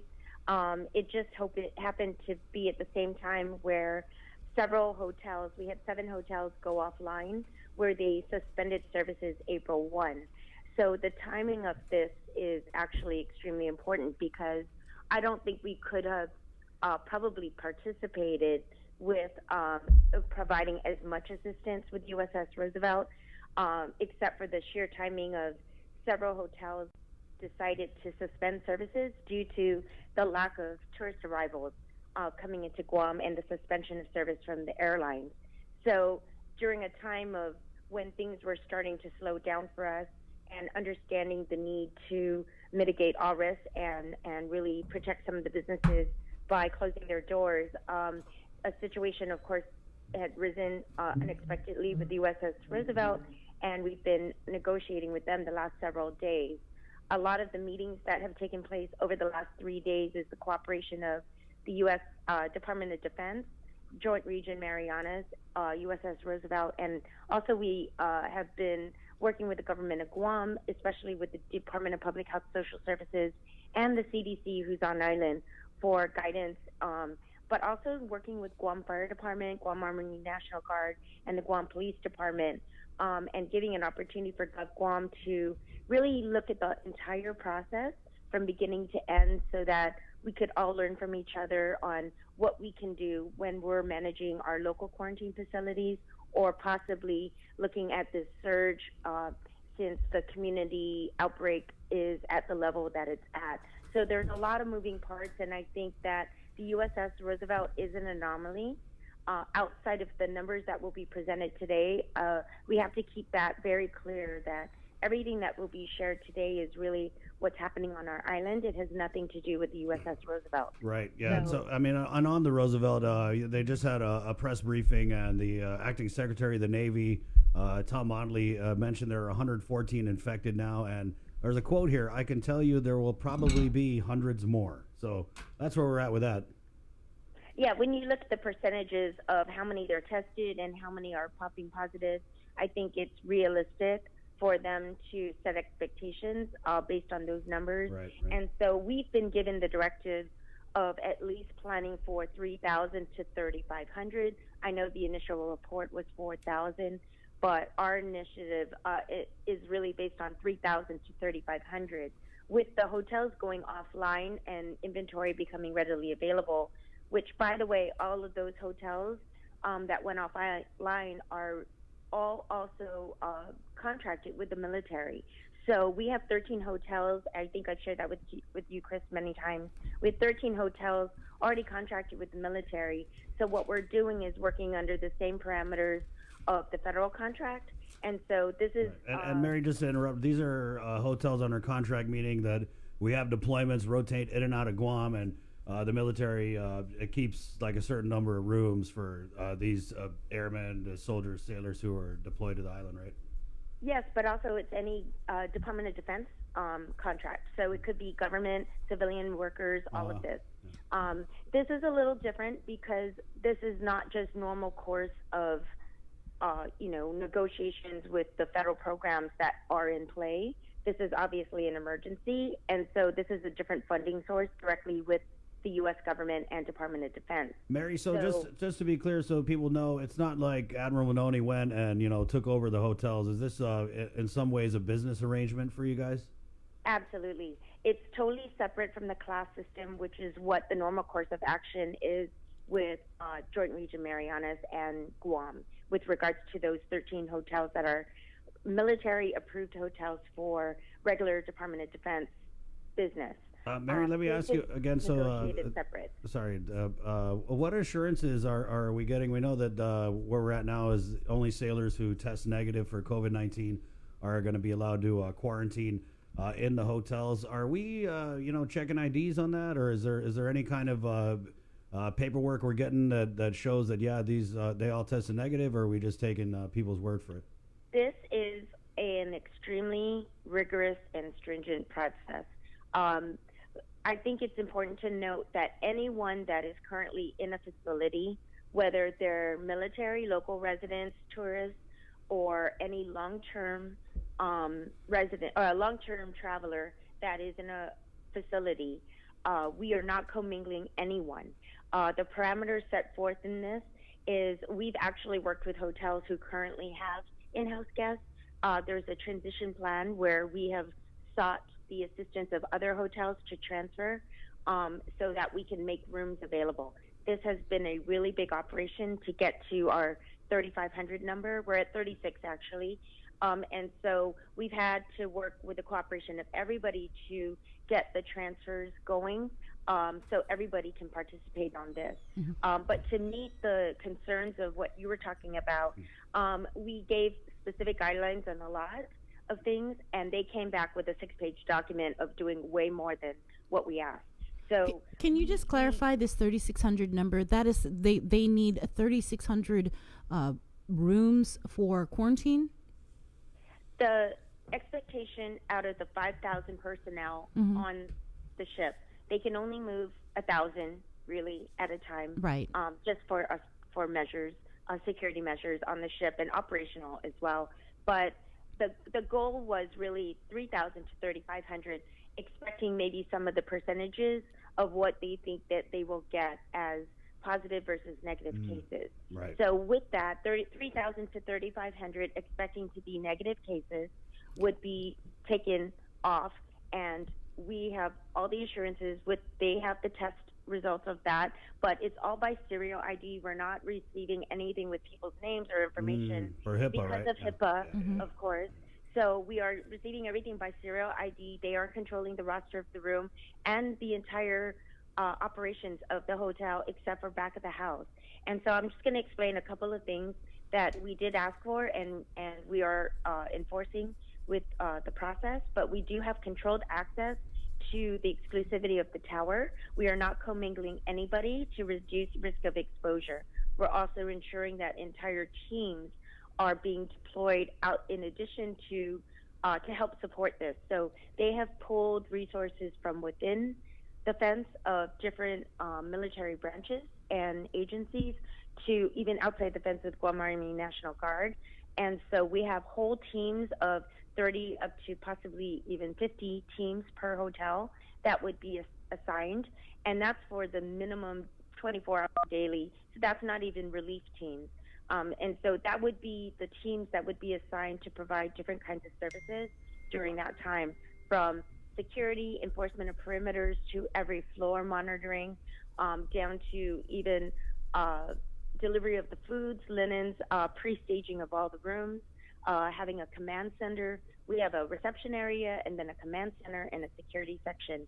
So we have a lot of different areas that we've staffed for, and they've allocated targeted resources based on their specialties and also roles during this quarantine period. That's 30 to 50 teams local employees, or is that's military? All military mixed in with some local support. Local support meaning guard or? Guard. Okay. No Mary, government of Guam employees will be involved. Okay. It will be Department of Defense. It's a military exercise, a Department of Defense operations, And so it is truly a military operation as well. Mary, they're talking about this is a weird way to put it, the military brand of quarantine, and Admiral Minoni seemed to really talk up that there's a no contact, no touch, and that these sailors are going to be confined to their rooms. Yes. Is this something that you can verify? Absolutely. What we're doing upon arrival is we've pre-staged all of the rooms with supplies, with a case of water, as well as we have 4 sets of towels and linens in every room so that there's no need to provide any housekeeping services or any additional requests for amenities. So all the rooms are pre-staged and they are open. So upon entry, the doors are closed. They are not given even key cards. They are not to leave the room. If they were to leave the room, it's already notified through monitoring of the floor monitors with enforcement, and they are subject to penalties. There is, in addition to our restriction of movement, they have a well-documented 6-page ROM that they are still subject to from the USS Roosevelt, and so there are a lot of... What's ROM? Restriction of movement. Okay. So the ROM in this case is to the room only. They will only be allowed to use the balcony for sun exposure, smoking, and vaping. They are not to leave the room. No rioting in Tumon, in other words. No leaving the room. I got you. All the facilities of the hotel are off limits. We won't even have employees in the public areas except for front desk in the back office with operator. We have to provide a 24-hour operator service, but that is only to field any internal calls when they want to dial outside. If they want to call local support or their families, we have activated phone lines where it's a direct dial in, so they don't have to go through the front desk. We are minimizing all needs through the hotel services. So the command center will have outside lines, direct outside lines, and we have a command center in different areas so that they are fully functional without relying on the hotel. But we are going to have daily assessments on the daily screens and reports of different activities that take place with the health screening and other things with supply management, any incidentals that might happen that's just through the course of operations in a hotel. Right. So all engineering controls have been placed where we have reserve rooms. If something happens in the room where a toilet is plugged up or something happens, the policy is to move them to a secured floor, to secured room as well. So we don't have even access the room for housekeeping or engineering until the full quarantine period is over. So it's under strict controls, and we have a lot of rules with this. We also have outsourced all laundry, linens, and towels, similar to our other quarantine facilities. They've also added personal laundry to be added on a rotation. That's also outsourced. Also biohazard materials, removal and disposable as needed. These are all negative cases. And so the risk of possible risk of any of these turning positive, it may happen within the 14 days, but unlikely. But if it were to happen, there are also measures in place for that to immediately remove them from the premise and to get them the medical assistance they need inside the fence. Mary, there was a lot of people with a lot of concerns about, exposure and what the rules of engagement for the quarantine were going to be. But from what you're saying and what you said, it seems like they are exceeding at least the type of quarantine the government of Guam's doing. And it kind of sounds like you guys have put a lot of safeguards in place. Would that be your message to those people who were talking about possible exposure? Because it seems like you guys have really planned this out, just so many steps ahead. Yeah, this is a military and a Department of Defense operation, but also with the cooperation of private sector. So there's a lot of things that we requested that they agreed with, and so these are things that even on the private sector side was initially requested with GovGuam, and I think that there's been a little bit of a learning curve, but definitely I want to say the government of Guam has we've kind of been throughout the process in the other quarantine facilities. I think that although we may not have the full support for enforcement at this level, I have to say that the other things really have improved as far as the type of exposure levels and also the process flows in the hotels. And that's why they're included in this process as well, so we can continue to learn and to assess and to make changes in the other quarantine facilities as we are looking at a surge in our local community transmission. So I think that these are all opportunities to learn and grow with each other, but certainly the ask was there from private sector to do certain things to minimize, not even reduce exposure, to mitigate risk and make it almost to no exposure. And so everything has been followed but added, as you've mentioned. And so down to even removing of all items from the room outside of the bed, the lamp. We are trying to reduce any contact surface that we have to desanitize later. It is a very minimal operation. This is not a R&R retreat for them, although probably coming off the ship, even though they're stuck to a room in quarantine, this still is, in a way, probably even mentally for them, a really good opportunity. It's an upgrade. I mean, mentally, than a little sardine can. It's a time to really reset for a lot of people. And so I think it really is a win-win-win for a lot of the people involved in this process. And so I have to say the quarantine level, yes, is at a different level. But certainly with respect to Guam and what they're doing, I think that they've done what is available to them based on the resources. And the more that I think we can learn from this and tie in more resources together to improve our processes, the better for everybody. Okay, so just to clarify, you said 3,000 to 3,500. That's what you guys are preparing for in 7 hotels, right? In 8 hotels as of this morning. 8 hotels. Are they all in Tumon? Yes.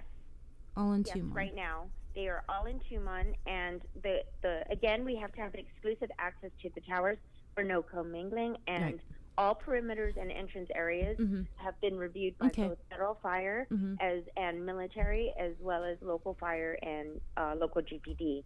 So we are going to assure that all entrance exit areas are secured, and the perimeters will be enforced. So how much, I guess, what is the number of hotel rooms we have on Guam?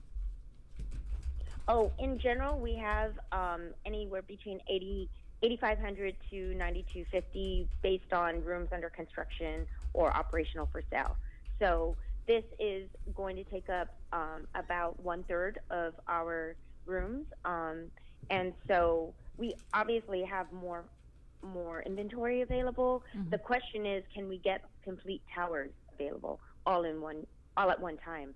And so that's what the challenge has been, is working with hotels with 300 rooms or more and having them secure those towers where they've had to do a lot of transfers.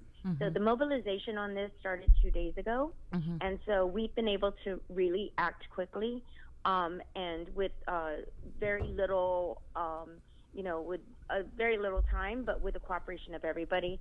And we are looking to secure more rooms just today so that we can get up to our goal of 3,600 up to 4,000. Okay. Now, we may not need all the rooms, and so I have them on a schedule.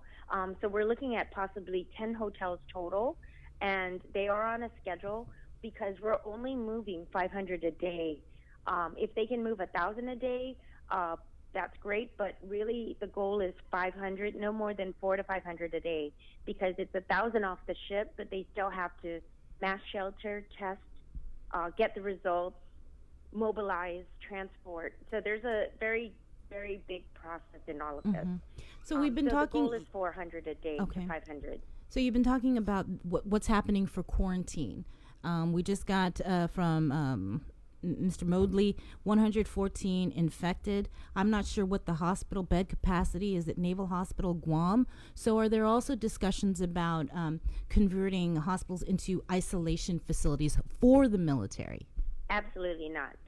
Everything will be staying inside the fence. They've already taken over buildings and have started addressing those concerns within their facilities. What about government of Guam area? Are there any plans to retrofit any hotels for any type of increased in hospital facilities. Right. We know there's one. Right.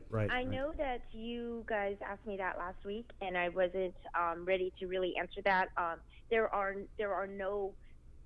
weren't any discussions at that time, but I know that there are plans, and today there have been discussions, and so there hasn't been put anything into motion though, as far as really planning with regards to contracting negotiations. But there have always been discussions, just so you know, prior to even the first hotel going into a quarantine facility, to identify a location where medical staff, from nurses and doctors, to go to, whether it's GMH or skilled nursing facility. So I have to make that very clear. It's not only for FEMA and possibly Army Corps of Engineers or future medical staff to come. We have been talking about this since the beginning. Mm-hmm. And you said discussions today. Were those discussions with the Army Corps of Engineers? No, that's actually with the medical advisory group. I spoke to them late afternoon yesterday, and I know that there are plans. There have been plans, but I think that understanding how we've been able to mobilize for this, of course, they're interested in understanding, in really engaging us. But I think that those are very different kinds of needs and a lot more challenging.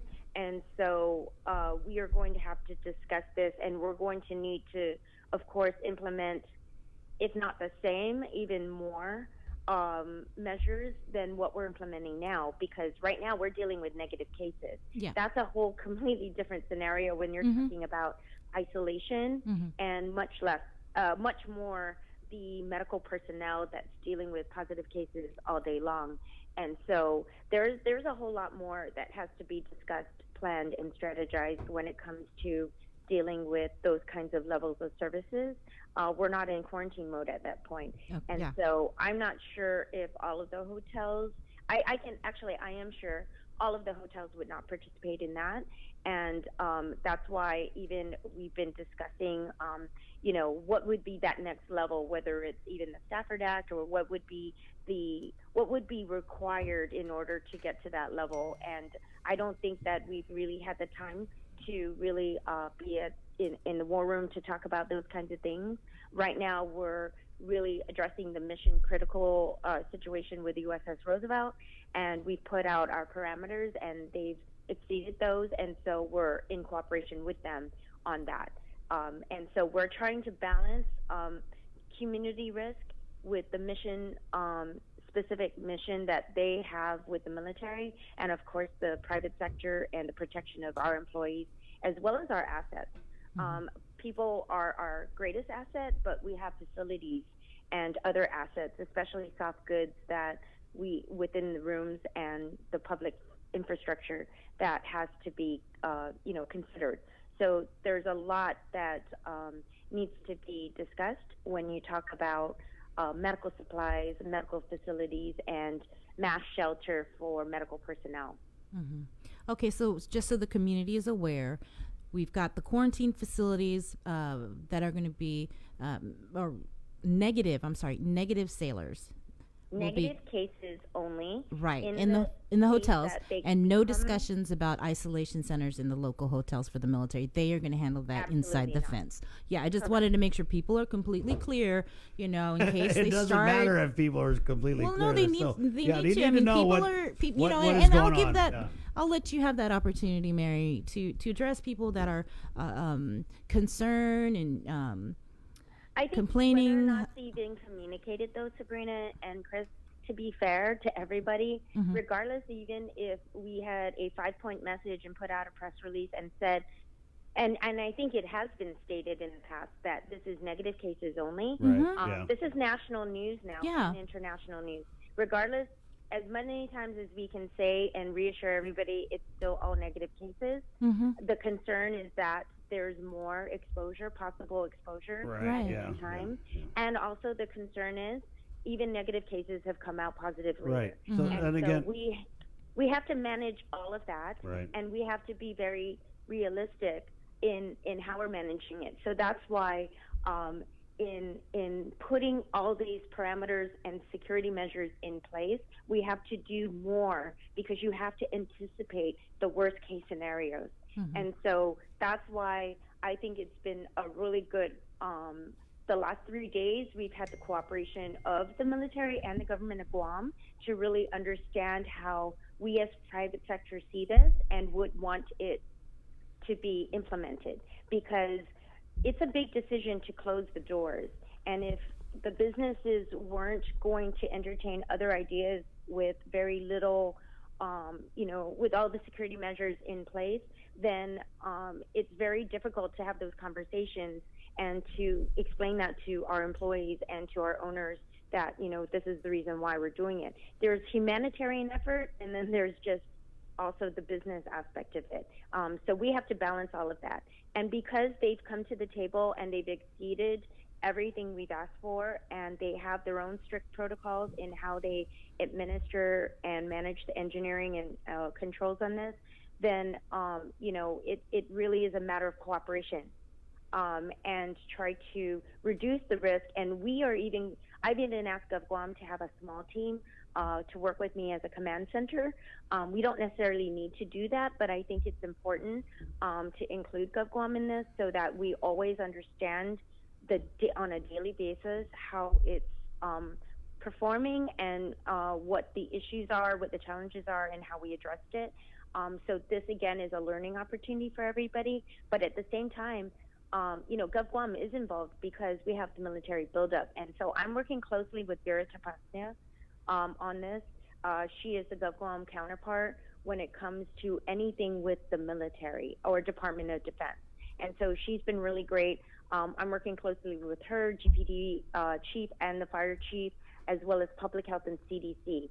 So I kind of see that as our local command center group with private sector in ensuring that the military is doing what they're saying they're due, and we also have a way to assess that. Right. What would be your response, though, to Mary, to people who would say, why can't you keep them, the sailors that tested negative, People, inside the you mean fence? senators.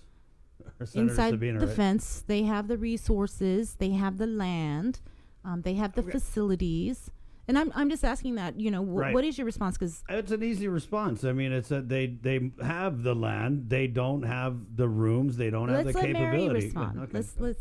Yeah, definitely they don't have the rooms. I mean, this is the reason why we have 13 hotels contracted with the military. And also, it doesn't make sense. They don't deal with this on a regular basis. This is an anomaly. This is a special emergent situation. We would never expect to have to house 3,500 military. If we did, they would build enough hotels inside the fence to handle 3,500 military. The mission in this packed fleet area from Guam all the way to Korea to Singapore and every other place within the geopolitical area that they have military personnel is not to keep them there for long periods. A lot of them are there for short-term stays with TDY of 2 to 6 months. Rotations are no longer going to be your 3 years unless you have a family. The unaccompanied tours are going to increase in this region. Already, my husband was in Korea and in charge of that military project for 4 years. They have moved from long-term stays to 9-month rotations unaccompanied. So this is going to be the future, I think, with Guam, in that they will not need long-term lodging for like houses and rentals for a lot of the military in the near future. It's going to be hotel rooms because they're only going to be staying here for 2 months up to 6 months at a time. And so this is going to become a bigger part of our business in the future, especially as it's going to be harder for our tourism arrivals to return. And so we need to be comfortable with this regardless. The military are not going to build hotels inside the fence. That is not their core business. Their core business is defense. And so they only have Navy Gateway Inns and Anderson Lodging. Now, in this kind of a surge, in an emergent situation, of course, they have the Red Horse team, they have the CBs, they have all those groups that go out and they build whole camps in days. Yes, I understand. And that's in war zones. And they could have done that here probably, but timing is of the essence, and they can't go and build camps because you have the USS Roosevelt here, you have the USS Reagan in Okinawa. We need to meet the need for those, and the mission is to get them off the ship, decontaminate it, and get them back on the water. Right. No, I completely if we understand. can meet the need locally through private sector and mitigate all of the risks and reduce the risk down to almost zero, then why not? I think that the business case is there for everybody. The business case is not there to build anything inside the fence. I hear you. I hear you, Mary. I mean, yeah, just that idea that comfortable. But I really want to stress the importance that this is an emergency thing. Yeah. But in any given day, we may have 3,000 personnel outside the fence anyway. We definitely have more than 3,000 personnel outside the fence. And so we have to be comfortable with the fact that part of our book of business is leisure travel. The other part of our book of business is Department of Defense, whether it's federal contractors, military, TDY, long-term stay military. We have a lot of people with Department of Defense funding, even local government defense funding, whether it's federal funding like with FEMA or any other type of government business, local or federal. That is our large book of business for a lot of our hotels, and not just hotels, transportation, restaurants, meeting rooms. We've had build-up meetings and conferences over the years, and it is unsettling to me that we still don't get how big the military has played in since World War II, well, probably even before World War II, but really as far as lodging and services, the fact that we've had build-up conferences since 2007, and we still can't understand the importance of the military to our region. And if you look at I know that there's concerns about us being part of the federal government. If you look at all the federal grants that are going to be coming our way and stimulus package, we would not have that available to us if we weren't a U.S. territory. It would be on our own. And so there's a lot of things that people have to understand when it comes to when you accept being part of the U.S. government, you accept a lot of other things as well, benefits, but also challenges in what people consider challenges. But these are also opportunities, and this is the way we conduct business, especially the importance of our island in this region to the U.S. Pac Fleet out of Hawaii. Guam is pivotal. It's a significant place in the middle of the Pacific Ocean. And so we have to understand the importance of this business and really understand the need in how we both and the role we play in this community. All right. And I think that if you don't understand it from a business perspective, maybe from a humanitarian perspective, these are people that have tested negative, that are going out into these hotels. They are human beings. Yeah. Before anything else. I don't think that people have to feel comfortable with it. I think people are going to feel the way they're going to feel. I mean, yourself, Mary, you're saying that even with all these measures that exceed what we ask for, there's still a risk. And this is a crazy time. It's unprecedented, right? We're human, and by need, we're going to be concerned about it. Of course. So I don't think we should be telling people they have to be comfortable with it, because they don't. I mean, people can feel the way they feel. No, what I was saying is we have to be comfortable with the fact that military is part of our environment. That is what I'm saying. I agree. I said it myself. Everybody is concerned, and for good reason. I would like to see more of our businesses escalate where we cease operations, like general construction and commercial construction right now. Wow. I would like to cease operations right now as we see a surge in the community outbreak. I would like to see a lot more being done, and I've been asking that of the front office, is when are we going to escalate so we can limit movement. Well, what are you hearing, Maria? What are you hearing about the escalation of the order? Because we're hearing some whispers about that the order is going to be extended and that it is going to be strengthened. Have you guys been a part of that conversation? I think that there are always discussions, and they always have plans. I think that after today's news conference, I'm sure that there will be plans to extend and to escalate at some point. But I think that we are at that point, and I think we do need to escalate certain types of businesses where we can control movement a little bit more. I think that, obviously we need the groceries going and fuel and food and essentials and shipping and all of that. But some things right now I think could stop, and I don't think that the businesses should wait for the governor to make those calls. I think that we should do all of our parts. Yeah. And if it makes sense to just close shop, then just do it. And we have seen that. to I do. mean, early on, Mary, there were small businesses that put out messages that, hey, because of the risks to our employees, we're going to close. So GE Trade closed its office from day one in advance of the closure, but we're still working from home. And, it's just everybody has to do their part. We can't wait for the governor to tell us also what to do, although she is doing her part. We also have to assist her, and that is what she keeps saying. But I think that a lot of people are still trying to figure out how to survive.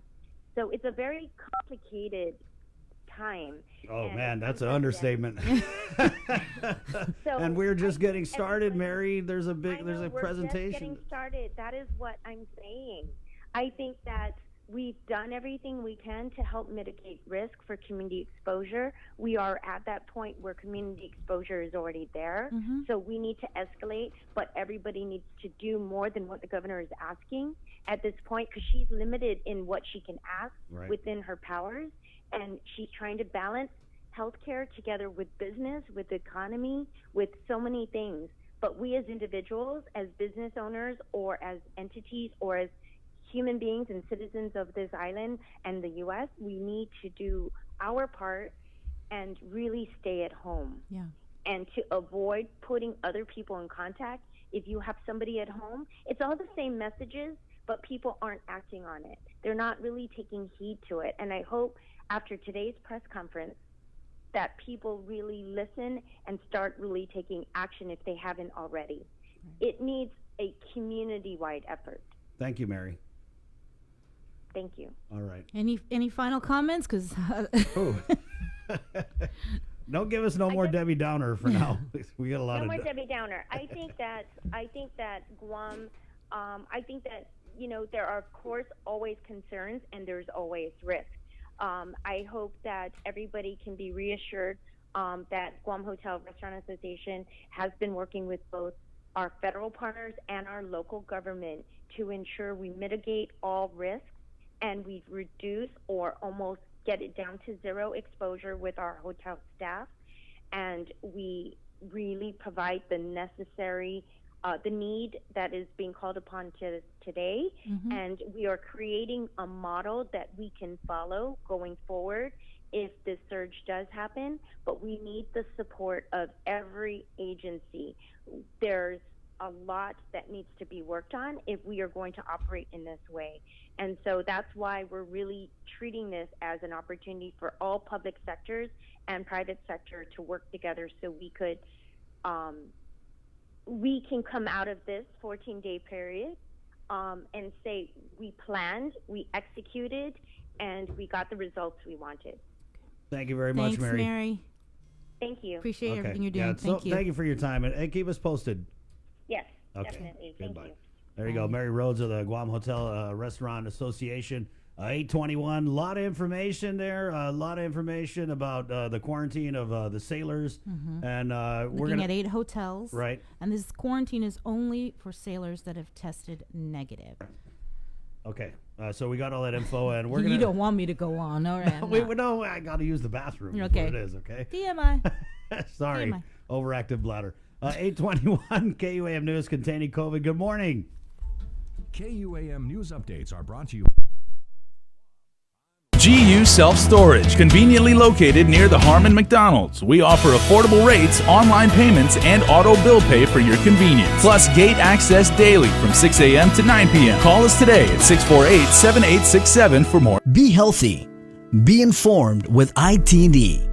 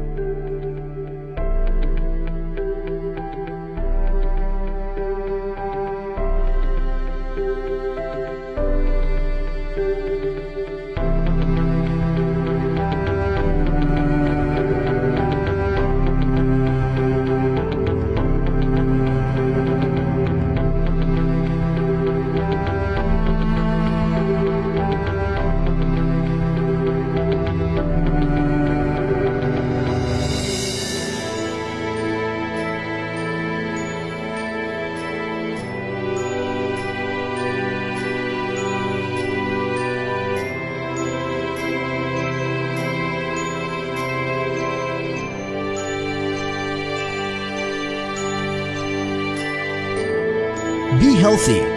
Be informed with ITD.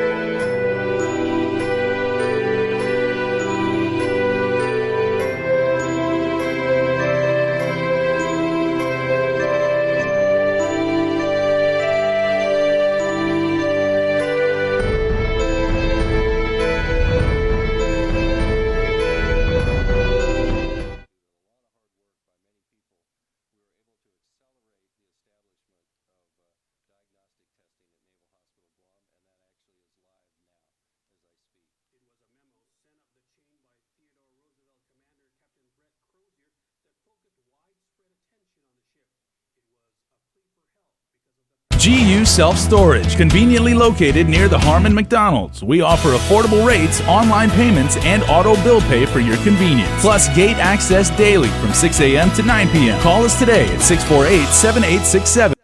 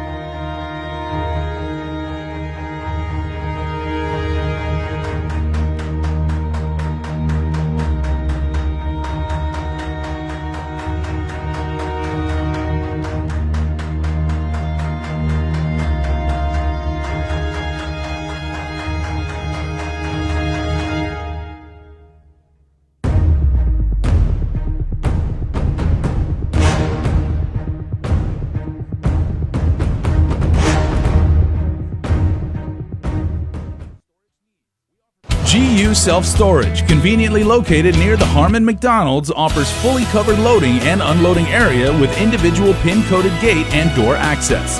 Call us today at 648-7867 for more information.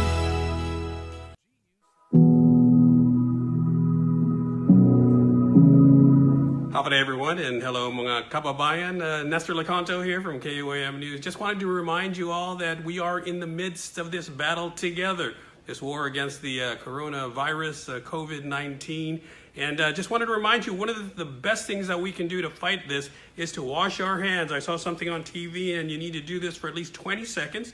You can maybe sing Row, Row, Row Your Boat, or Happy Birthday a couple of times, but make sure you get everything. Get the top of your palm, your hands, the bottom, your thumbs, in between your fingers, and you can even use just regular soap and water. But just wanted to remind you that we're all in this together. We're going to get through this. And finally, stay home. That's very, very important. Nestor Lecanto for KUAM News.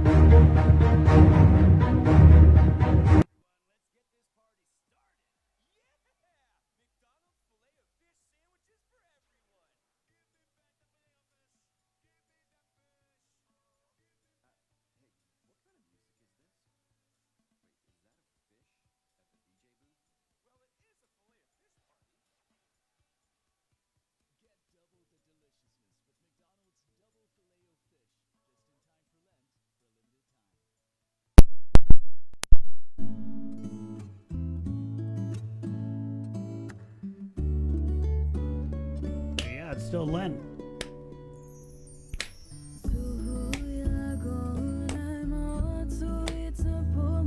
And then get Pago 829 Friday containing COVID. Just getting you guys ready.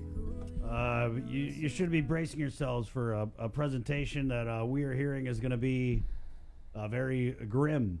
Yeah. And that's going to happen 1 o'clock. It's the governor's daily press briefing, but they're doing a special presentation from the governor's physicians advisory group.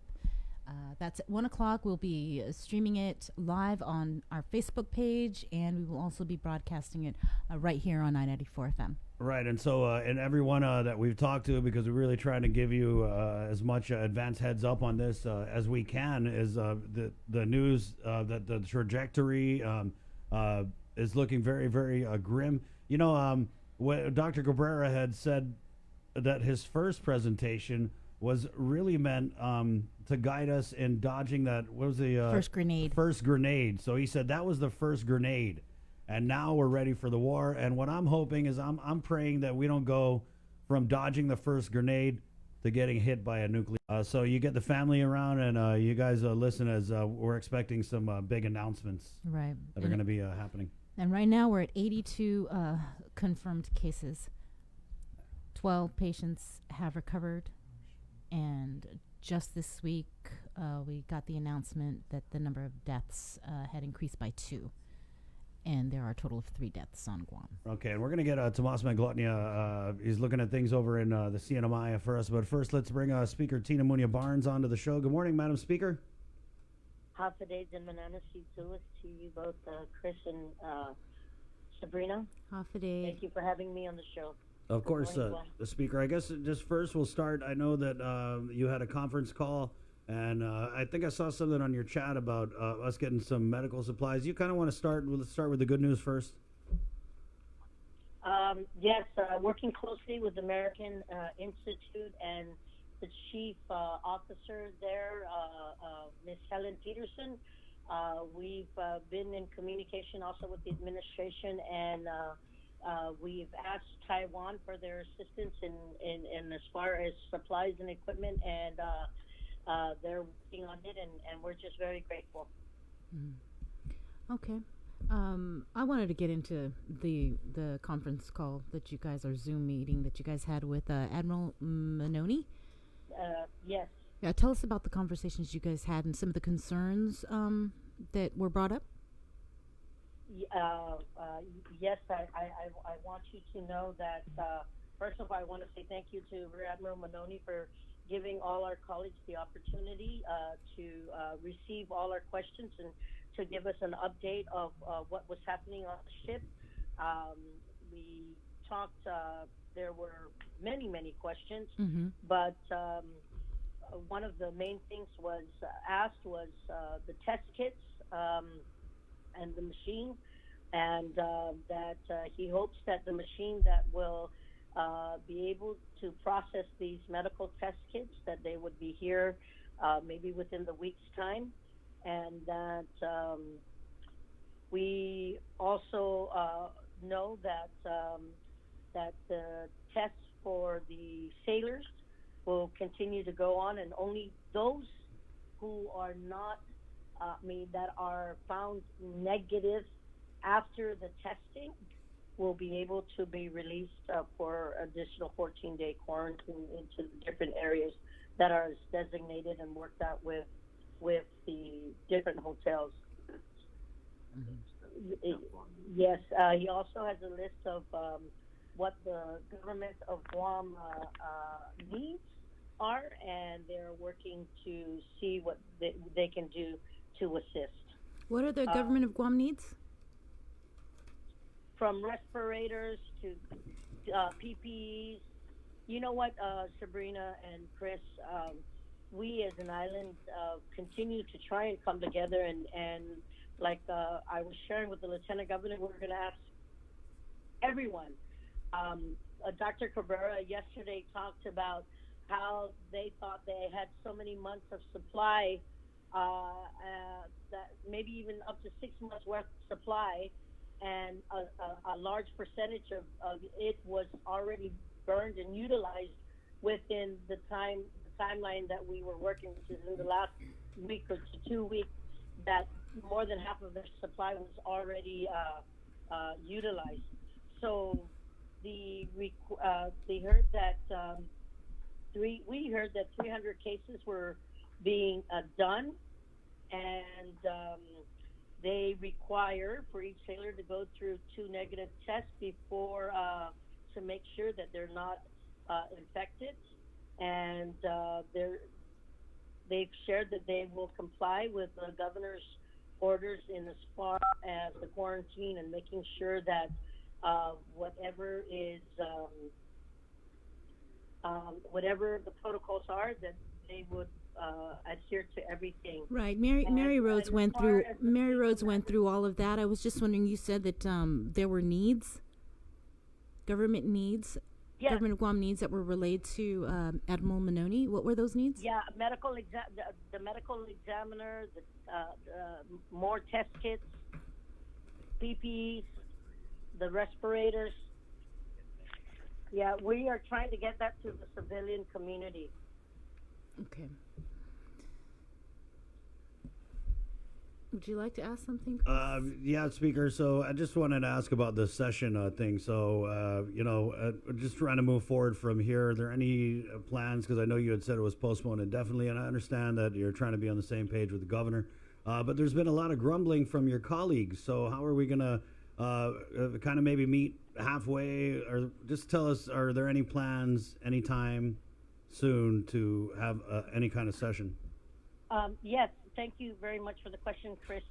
To the both of you, I want to share to the people that just because we postponed session doesn't mean that we're not working hard to try and get to have session.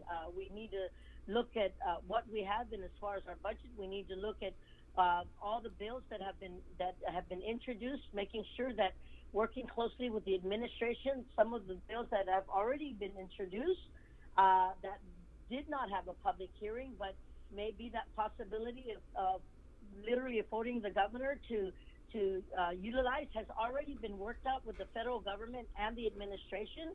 So we want to make sure that we don't duplicate those efforts, and more importantly, to make sure that we don't impede that. If we send a bill up and pass a bill and it goes up to the governor, that she's going to have to veto it. We want to make sure that it doesn't impede on the work that they're doing. We did, and I want to say that we did have a long briefing with the National Conference of State Legislatures, who gave us a preview, an overview of all the stimulus and federal packages that are being heard right now. But we also talked about what the states are doing as it relates to session. And as each state is different, especially as it relates to both the House and the Senate, it's not all the same. They did talk about the concerns of the constitutionality. More importantly, we did bring up the fact that we have the Organic Act that we need to deal with and work with, and it's not just our standing rules, but what is written through the Organic Act. And those questions that we further solidified in a formal letter yesterday afternoon, that they committed to further working with the House and to work with the judiciary, to work with the legal minds back there, to have some answers to the questions that we posed to them yesterday. And I know that we did send some of the questions your way, but I think it's really important to realize that we do not want to take away from the accountability and transparency that our community needs to know.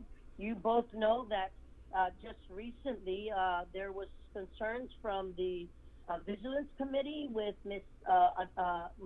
Archenta, and also with a former colleague of ours, Mr. Klitsky, Senator Klitsky. And I just want to say that we have not stopped. I want to thank the Committee on Rules Chair. I want to thank all my colleagues and for at least keeping an open mind that before we move forward, even with what is happening in as far as virtual concept and telephonic communication, those things too have to be vetted.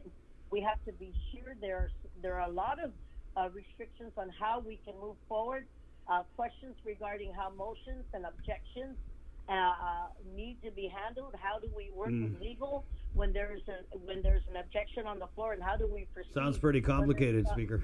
Yes, it does, Chris, and I know. But Speaker, I want to go back because I'm sorry, you mentioned the former Senator Bob Klitsky, and I saw the correspondence you put in the chat, and he did say that there would be problems and it would be problematic to have a Zoom app type session.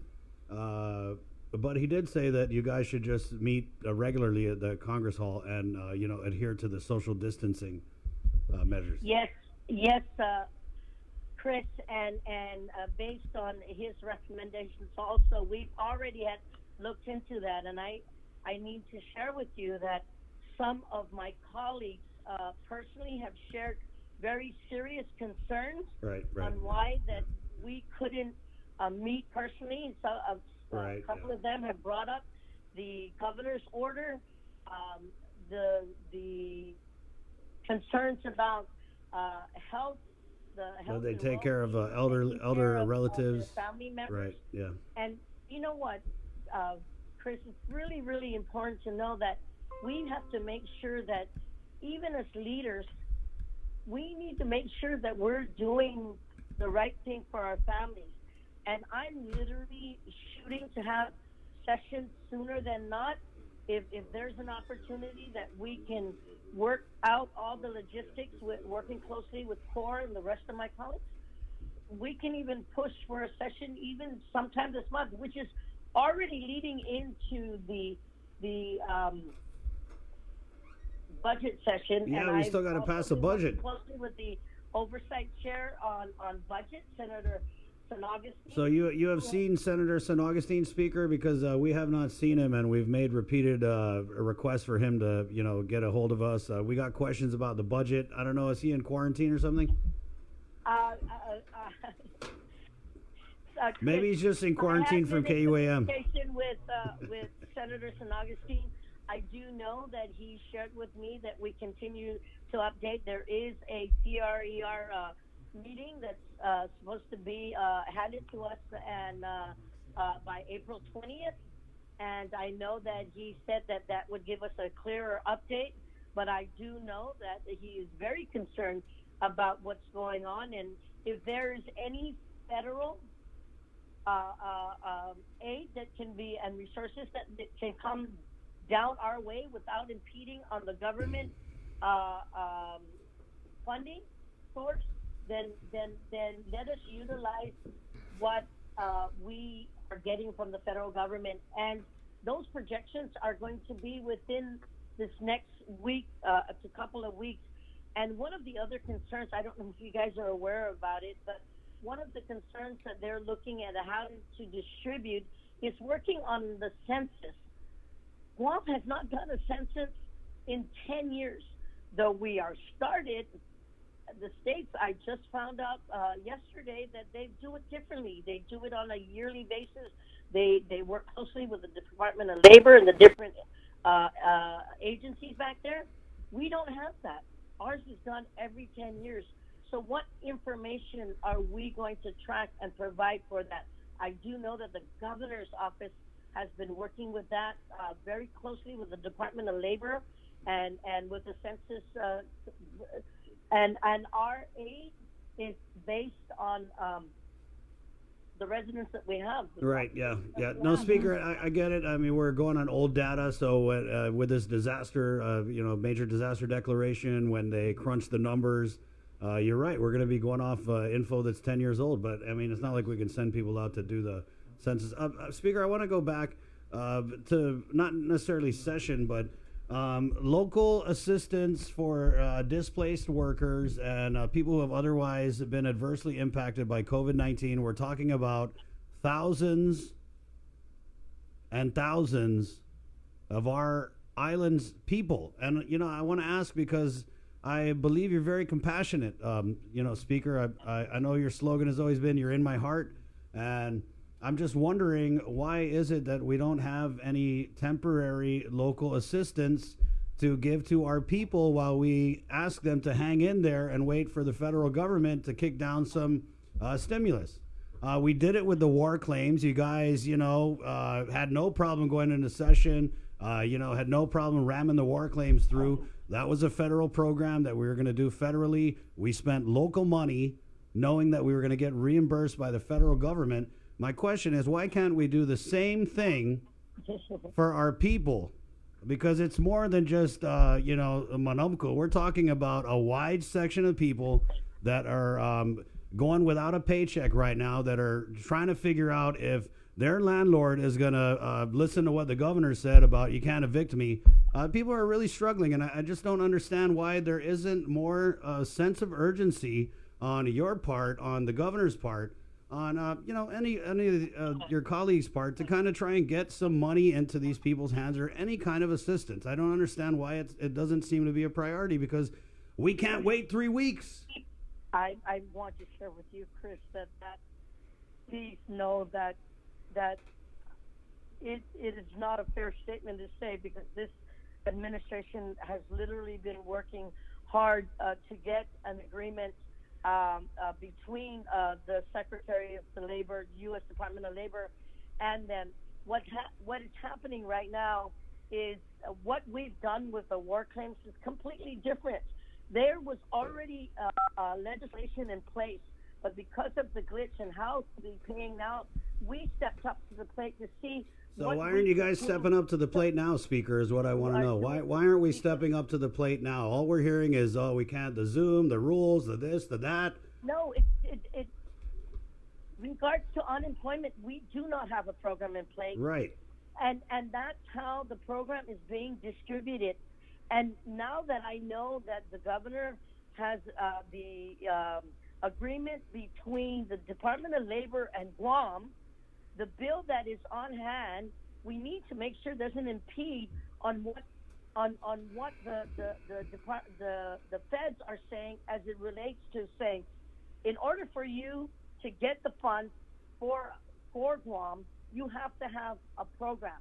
There are exemptions in the care package that says if we don't have one, then there is a possibility to work with Uncle Sam to make sure that because we don't have unemployment insurance, that we can work an exemption or a consideration for that.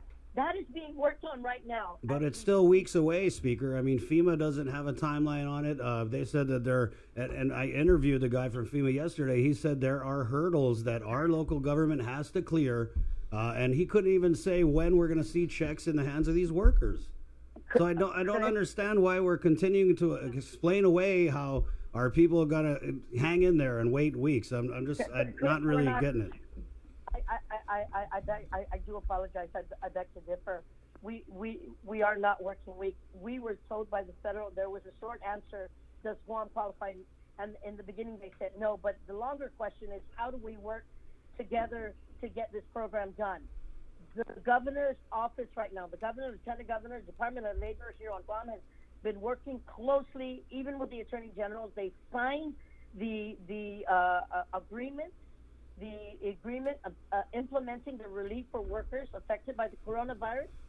That has already been signed. That has already been sent. I understand that the U.S. Department of Labor has those documents in their hand. I have not seen a signed copy, but I'm almost sure that it is being implemented right now as we speak, so those protocols can be put in place so that funding can come in the same time that it's going to come in everywhere else in the state. If we do anything right now, we can jeopardize this. There are probably a couple of things that we can look at, but right now I'm having even to seek further clarification if any comments come back to us that differ from the MOU not being able to be worked on. Right, yeah. But I'm confident that with the agreement that the governor of Guam has signed with the U.S. Department of Labor and our Attorney General of Guam, that this agreement, this MOU or MOA, that would be able to trigger the start of the funding to come into our island. Well, Speaker, You said there were some things you can work on now. So what are those things? No, I have to be able to look at the package to make sure that the agreement that the government worked on is because Guam does not have a program, right? An unemployment insurance program. Right. Yeah. So is there anything else that can be done while we're sitting and waiting for this program And the to take agreement and the MOA has already been signed. Right. Yeah. We know. We know. Aside from that, though, what else can be done to help the people that are struggling Is there right anything now? that can be done? Is there anything that can be done aside from unemployment? using our local money right now? Right. We have asked NCSL to see if there's anything else out there that we can work with. Is there any other program? We know that with these 3 stimulus packages that there are more than 60 programs that apply to Guam. We've asked for further breakdowns to see that what we can do, and our team has been working on it. And one of the concerns that have also come up, even in as far as the emergencies, how can we get more nurses here on Guam? How can we work on bringing and making sure that the shortages of nurses here on Guam, that we have the opportunity to work that. I know that we have legislation on the books right now, and Dr. Felix Cabrera on his briefing yesterday saying we need more nurses. That is something we can work with, and that is another question that we ask the National Conference of State Legislators is to see is there any waivers, is there anything where we can look at reciprocity right now in these trying times and seeing if we can take nurses that have degrees from the mainland, and can that be utilized here? Speaker, some kind of reciprocity approach. Right. Yeah. But noted. I just want to kind of go back to the aid speaker, because this is just something that, I'm not trying to give you a hard time because, Chris Barnett wants to give you a hard time. We've got thousands of people asking about this. And, we spoke with Senator Theresa Terlahi. She is asking that, we release as many tax funds, refunds that we can as early as we can. That is something that could be done. I think, that's something that doesn't require you guys to go into session. Is there going to be, mobilization behind that effort? Yes, there already is mobilization behind that effort. I want to share with you that we sent a letter with the oversight chair on OFB, Senator Joseph Augustine. We jointly sent a letter to the governor asking that this be done already with all the tax filing that has been done to date for 2019 taxes. We asked that be released. We sent that letter out 2 days ago. I mean, a week ago. And Senator Joseph Augustine is continuing with his policy team. It'd be good to hear from him. I'm starting to feel like you're his spokesperson. I will definitely send him the message. Yeah, really. I mean, we've sent a lot of messages. Sorry, Speaker. The heat is on, Speaker. This is when people are looking to you guys to do something. And, Lana, when it was FESPAC, Lana, we're very fast when it was FESPAC. When the governor wanted you guys to jump and do the war claims, we were so fast. Laxative, very fast. But now that our people need assistance now, all we're getting is excuses. The governor doesn't want to use local money, so you agreed to not have a session, so we're not doing that. And that's where we are now, Speaker. That's where we are now. And really, I'm glad to see you sound fired up, but I cannot wrap my mind around why we're just going to let our people hang out to dry while we wait for federal assistance to come to Guam. I don't understand it. And neither do these people out here who are, waking up hungry. Neither are the 12,000 people who are driving around getting a grab-and-go meal from the Department of Education because they got nothing to eat. And I don't understand why it's not a priority. I don't understand. I really don't. And all I'm hearing is we're working on it, we're working on it, we're working on it. Chris, with all due respect, I really want to share with you that the questions that you've asked me today, every question has been and continues to be and will continue to be advocated for. We are working on it, and we had very many sleepless nights just trying to go through what is being provided to us, what we can work on, what we can move forward with. And I'm telling you, we are asking and doing the same things that you guys are pleading for. And just know that our job doesn't end here. We will continue to move that. And I'm sure that with the packages, the stimulus packages that have already been passed on, that the implementation and it coming to our island will be sooner than later. And like I said, that we continue. Yesterday we had 4 or 5 meetings with all the different groups, just trying to get updates, just trying to see how much further that we can do as policymakers. If we need to write letters, if we need to look at asking to do more legislation, we're working on that. We're working with NCSL to find out what the kinks are, to making sure that we don't violate any constitution or any organic act provisions that are already there. We have to make sure that what we do is open and transparent. So yes, we are working. We are working really hard, Chris. And I just want to say that I know that even with today's presentation at 1 o'clock, that the information that we need to share to our community is going to be very hard. The doctors are worried that this pandemic has affected the whole world, and we need to follow directions. We need to stay home. We need to social distance ourselves, but we need, and even at all of that, we need to continue to work. And we are adapting, we are improvising, and we are continuing to work, even during these trying times. So yes, we are working very hard, Chris. And all I can say is, if I'd be more than glad to give any and all updates that I get on a daily basis from all the other leaders that are out there, from the administration, from labor, from the briefings that we get from the White House. We will continue to bring that information to you every time we get it. Well, thank you, Speaker. I've seen in this term that you guys have come together to push agendas that people want to get pushed, and I just don't know why we don't see that effort. You're very close with the governor, and again, that's why I wanted to call and kind of just to re-impress upon you that people out here need something yesterday. Last week they needed something, and so we've given you an opportunity to tell the people of Guam everything that you're working on to make that happen. And so is there anything else in closing that you would like to say to the audience?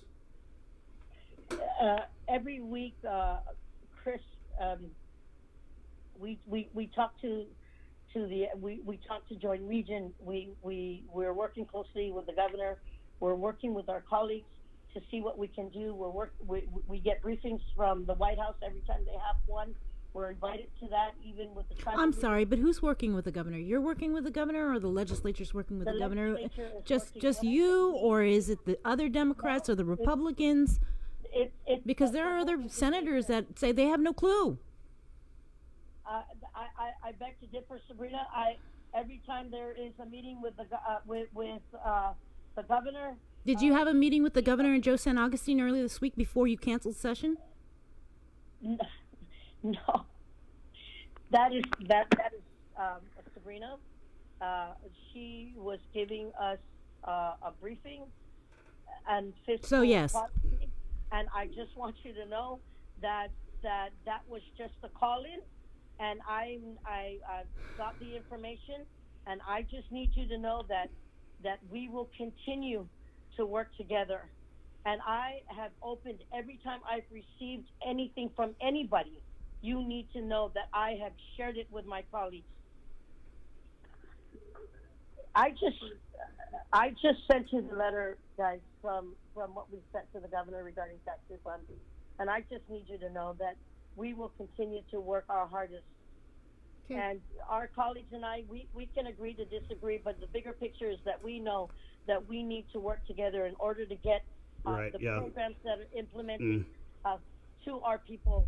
I just want to know, why was that Republican letter included in the decision to cancel or postpone session? Sabrina, when we had the emergency session for Bill 313, which was the unemployment bill, that session was supposed to go on. Right. There was a request to hold it for 14 days. There was that request. There was that pressure to make sure that desired request not to have session, to adhere to the governor's request to do shelter in place and to postpone the hearing, not to cancel it, but to postpone it. There was one bill.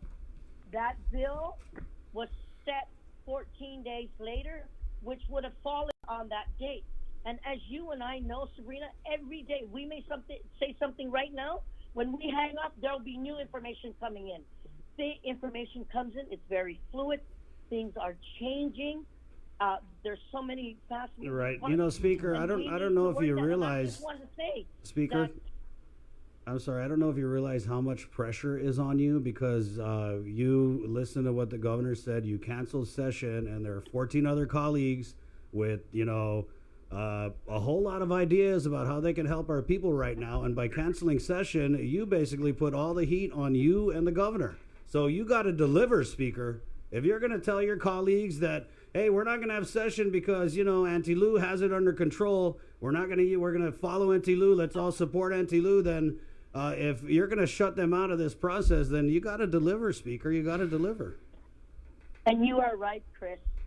The governor, the legislature, and as the Speaker, we will continue to work and do it right by our people. We will make sure that everything is accountable and transparent.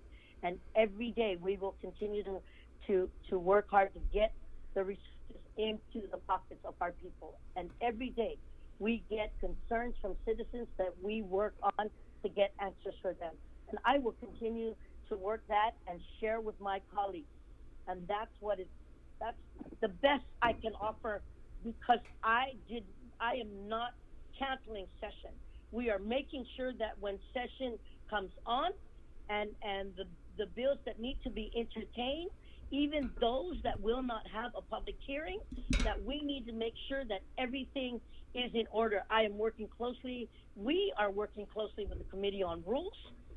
Everything that we do, we want to make sure that we do it right.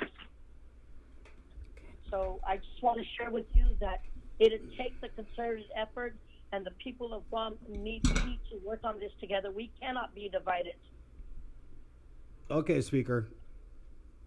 Thank you for starting. We want you to get mad. I want you to get fired up. I want you to go and I want you to bang on doors, and I want you to get some assistance for our people right now. So it sounds like you're fired up. That, Chris and Sabrina, I continue to do that on a daily basis. Believe it. Okay, Speaker. Thank you. Wash your hands. God bless. Okay. Oh, there you go. Speaker Tina Munya Barnes. I'm not really going to apologize because I'm just, man, Bree, this has been eating me up, man. I know it has been. I'm sorry. I know. I'm not I sorry, know how not much sorry. You care. Yeah. Okay, you don't need to explain to me. Okay, good. All right. It's 9:02. I care too. I know.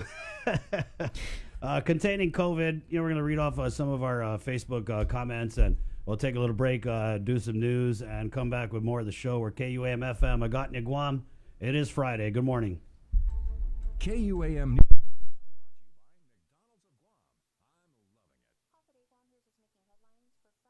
GU Self Storage, conveniently located near the Harmon McDonald's, offers fully covered loading and unloading area with individual pin-coded gate and door access. Call us today at 648-7867 for more information. Be healthy. Be informed with ITD.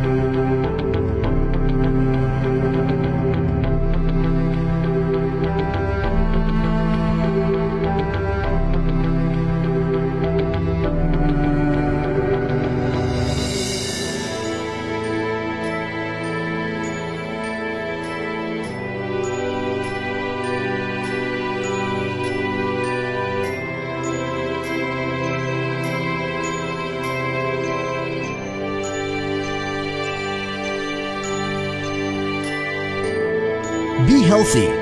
Be informed with ITD.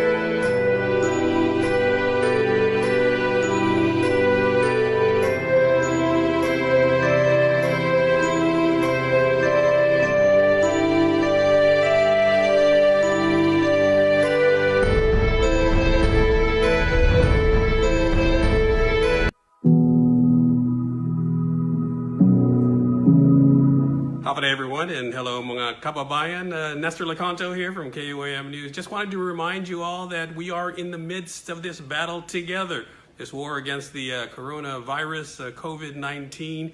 And just wanted to remind you, one of the best things that we can do to fight this is to wash our hands. I saw something on TV, and you need to do this for at least 20 seconds. You can maybe sing Row, Row, Row Your Boat, or Happy Birthday a couple of times, but make sure you get everything. Get the top of your palm, your hands, the bottom, your thumbs, in between your fingers, and you can even use just regular soap and water.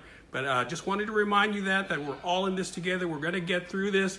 And finally, stay home. That's very, very important. Nestor Lecanto for KUAM News.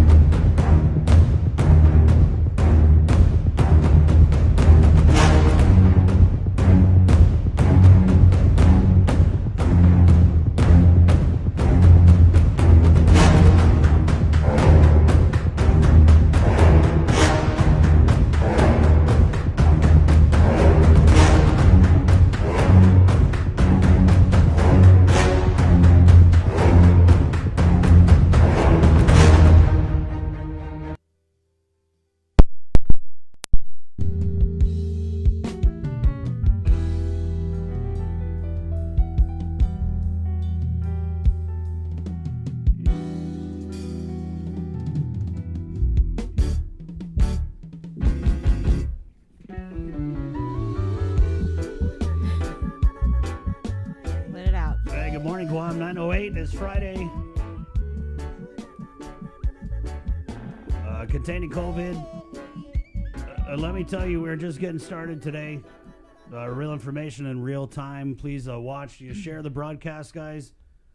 The big news presentation, 1 o'clock. 1 o'clock. We're streaming it live on Facebook, and we are going to be broadcasting it right here on I-94 FM. We're going to get the outlook from the Physicians Advisory Group. That's the Governor's Physicians Advisory Group. 1 o'clock. Everybody needs to be informed and hear what this group has to say. They're going to be presenting numbers and hopefully in layman's terms, so everyone understands the severity of the situation and what we are dealing with, because a lot of people are not listening. They're not staying home. And so you're just going to have to brace yourself. Right, on the national... Because there's not going to be any sugarcoating. Yeah, and guys, just be ready. I know that so many of us are stretched so thin, whether it's your frontline healthcare workers, the Guam Police Department, first responders, the Guam Fire, everybody who is on the front line. I saw a quote, it was a national story. Someone had asked a nurse something about being on the front line, and she said, "We're not the front line, we're the only line." Yeah, and we appreciate everything they're doing from the bottom of our hearts. Thank you so much. And it's at 6:30 tonight. I almost forgot about this. 6:30 tonight on KUM TV8. We've got a live Local Fridays Stay Home edition, and this show is for all of you. This news out of the Philippines here. President Duterte advising that those who break lockdown be shot dead. Whoa. Yeah. Okay, that's not gonna. Yeah. No, that's not. No, we say not lockdown. happening We don't mean here, that, okay? that, right? Yeah. No, but I think there's going to be some strengthening. I think the governor has no choice, and we don't know if the order is going to be extended today or next week. But that's what, the intel that we're gathering is that it is going to be extended. People who are in the fight against this thing are saying that we're looking at multiple extensions. Yeah. So I don't know if any of you guys out there were thinking that the sun comes up April 13th, back to normal. That's not going to happen, and you really need to just start preparing for that. It's a lot. I mean, we're not in the front line. We're not out there trying to save people's lives. And if I'm just feeling it driving around, I mean, it sounds kind of weird, but I just try not to think about it. And it's so hard because there are just so many things happening we have COVID-19 and, the way that it's going through our population, the way that it's left 3 of our beloved Monomco dead. There's that, and then there's everything else around it. So it is a lot to take in, and just want to give you guys a heads up that this is going to stretch for weeks, and that's a low estimate. You know what I mean? So just be ready. And we had a FEMA interview, and I kind of wanted to play this little clip because there seems to be a lot of confusion about this pandemic unemployment assistance, and then there's also a FEMA unemployment assistance. And so I had an interview with Frank Mansell from FEMA. Any clarity on any type of unemployment assistance and a timeline on when we can start the application process, and then maybe a timeline also on when we'll start to see checks in the hands of displaced workers?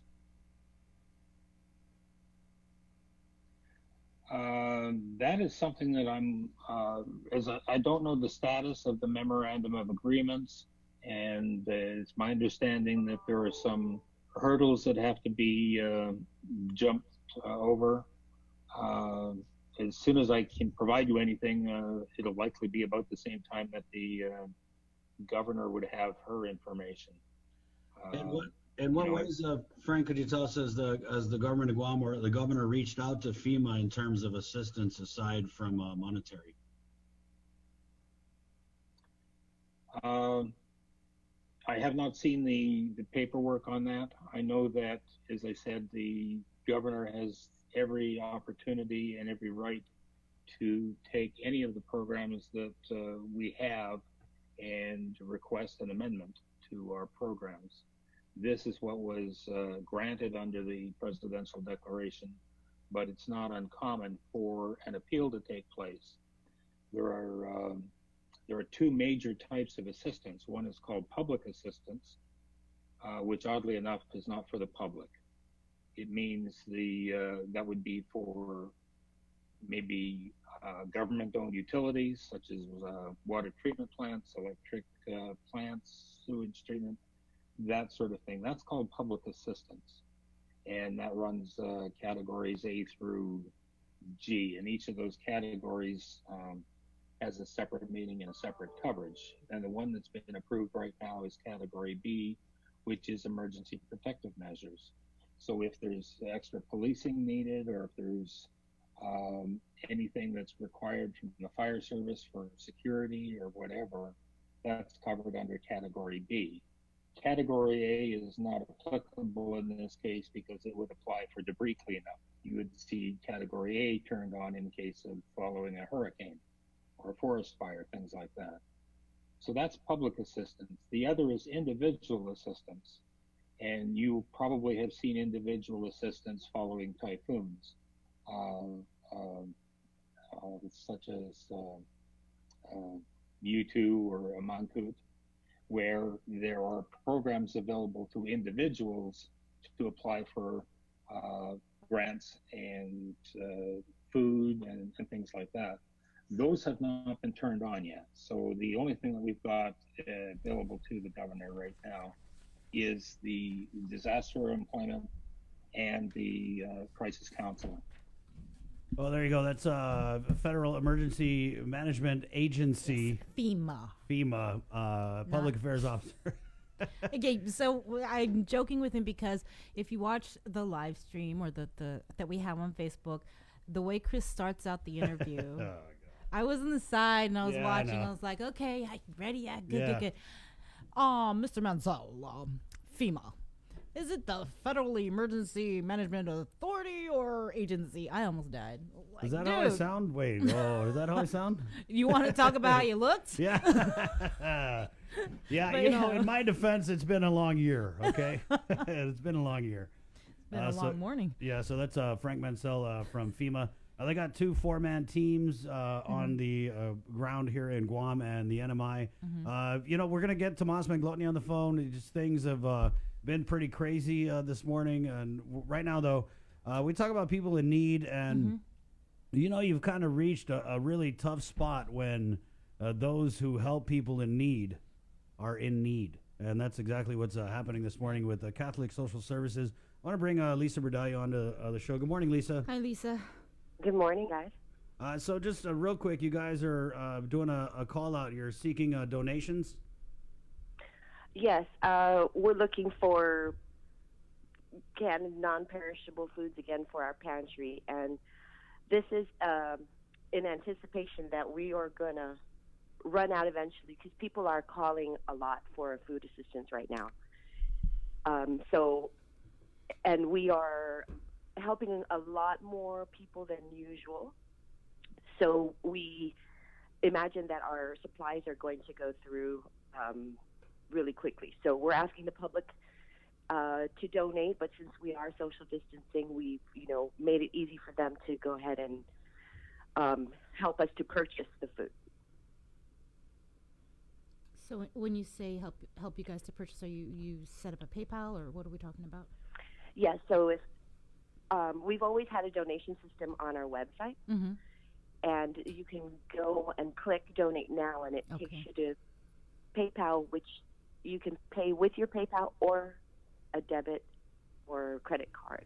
Right. Yeah. So Lisa, you put this call out. I know it's been out for a couple days now. What type of response have you seen with donations?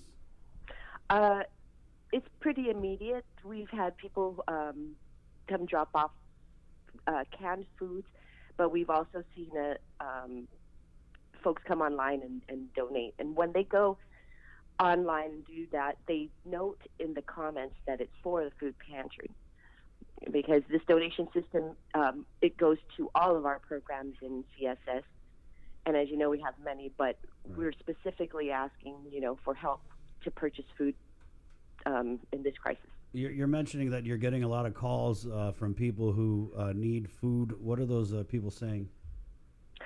The folks, so there's usually we get folks who have SNAP benefits or who just need some assistance temporarily. It's an emergency food assistance program, very much like the Salvation Army's emergency food assistance program. We're the 2 food pantries on island. We're the only 2. Guam doesn't really have a food bank per se, but we have our distribution centers, which are the food pantries.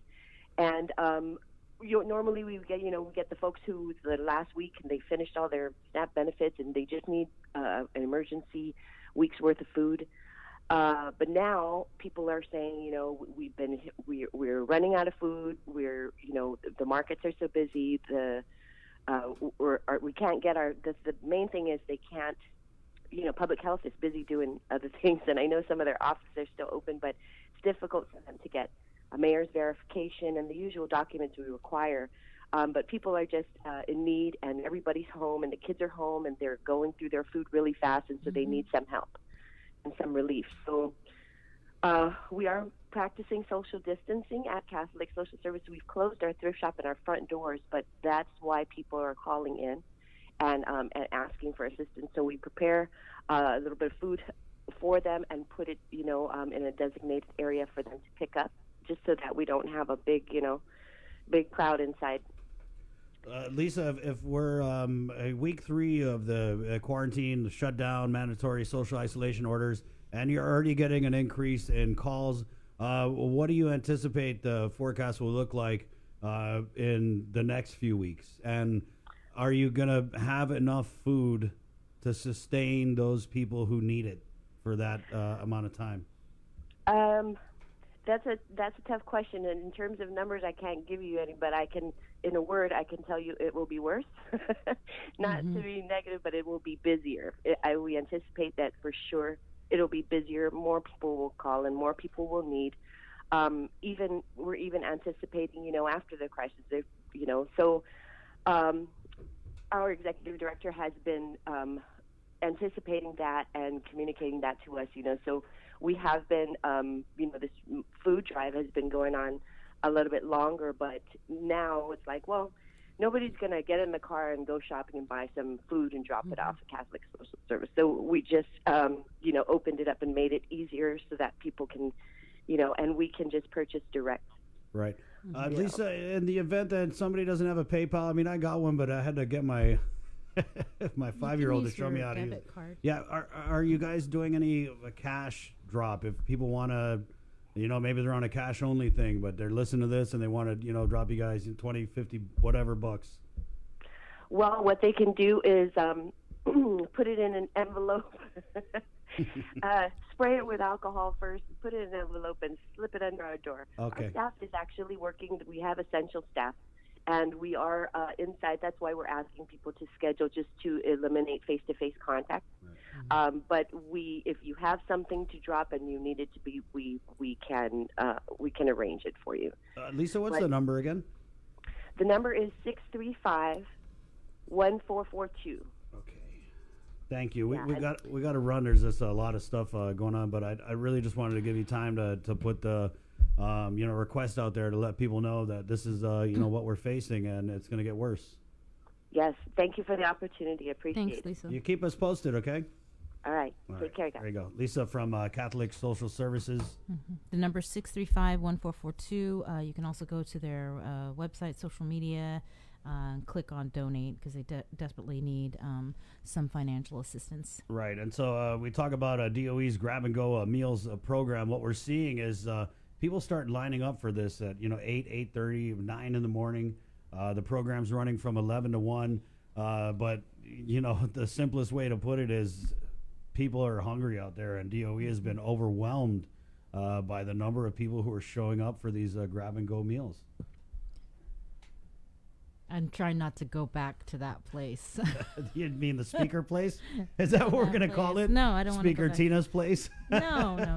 They're working on it? No. Just how people are really hurting out there. Yeah, it's terrible. Terrible. 9:23. Can we run over you got something with SBA and then maybe some of the national stuff that you did this morning? We've been talking about, assistance that's out there, the unemployment assistance program. If you have been displaced, furloughed, lost your job, you need to email rapidresponse@dol.guam.gov. I believe that's the number. You can also just call 311, and they'll direct you to the Department of Labor. I did want to go over the fact that there are some programs that are in place for businesses. Restaurants and other food service companies with fewer than 500 employees qualify for relief being offered to small businesses due to the impact of COVID-19. The Coronavirus Aid, Relief, and Economic Security, that's called CARES Act, authorizes up to $349 billion in assistance through loans, grants, and other programs, including Paycheck Protection Program, the SBA Loan Forgiveness Program, and the Economic Injury Disaster Loan.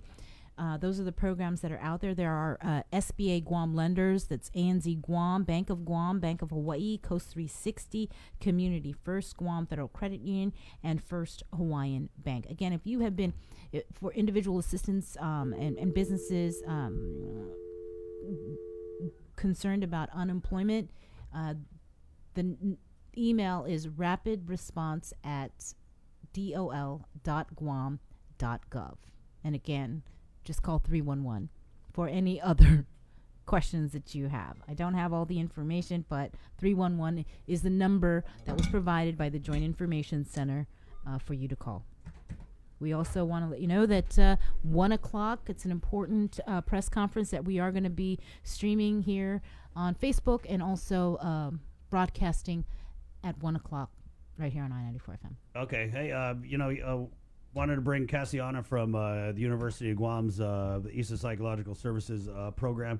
Yesterday we heard from Sierra, violence against women. They're also doing a suicide prevention. Is it a hotline, Cassiana? No, Chris, it's actually not a hotline. We're still providing services just like the Violence Against Women Prevention Program. We're a suicide prevention program under ESA Psychological Services Center. So all our services are all combined together. And because everyone is going through a difficult time, not just our UOG students and our UOG community, but the local community as well, we just wanted to let everybody know that our services are still available. And we do conduct clinical work with people who are at risk. And we're also providing outreach services. So ePeningan created a online campaign. So it's actually on Instagram, and we wanted to share that with everybody here on the show. So it's called 14 Days at Home, COVID-19 Stories from Guam, and our Instagram page is UOG ePeningan. UOG what? UOG ePeningan. Can you spell that? UOG IPINANGON.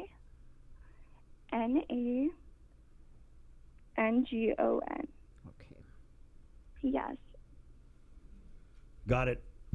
I just threw a follow back. Yes, follow back and participate. And we just want to...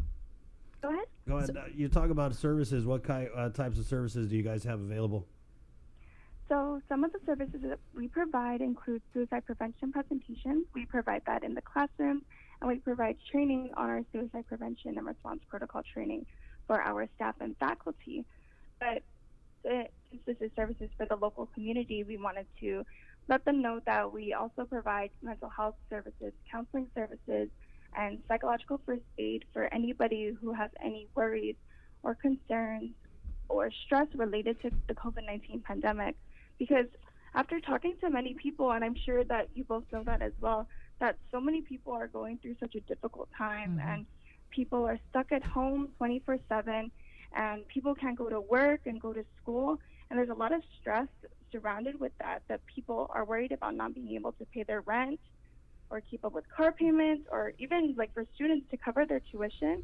And we just we don't have that contact with family and friends anymore. So there's a lot of anxiety with that. There's a lot of overwhelming feelings. There's a lot of anger, and people are very isolated and sad. And so we just want to make sure that people know that we're available. We're available through phone and through email. Once we set them up, we can provide video sessions if they want that as well.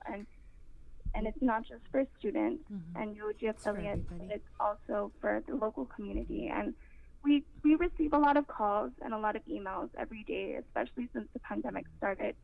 And we just wanted to, we're thankful that I'm on your show because we can help spread that word even more. Right. What's the phone number?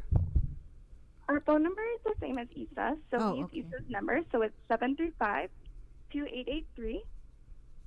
But then everyone's also welcome to email us to at esa@triton.uog.edu.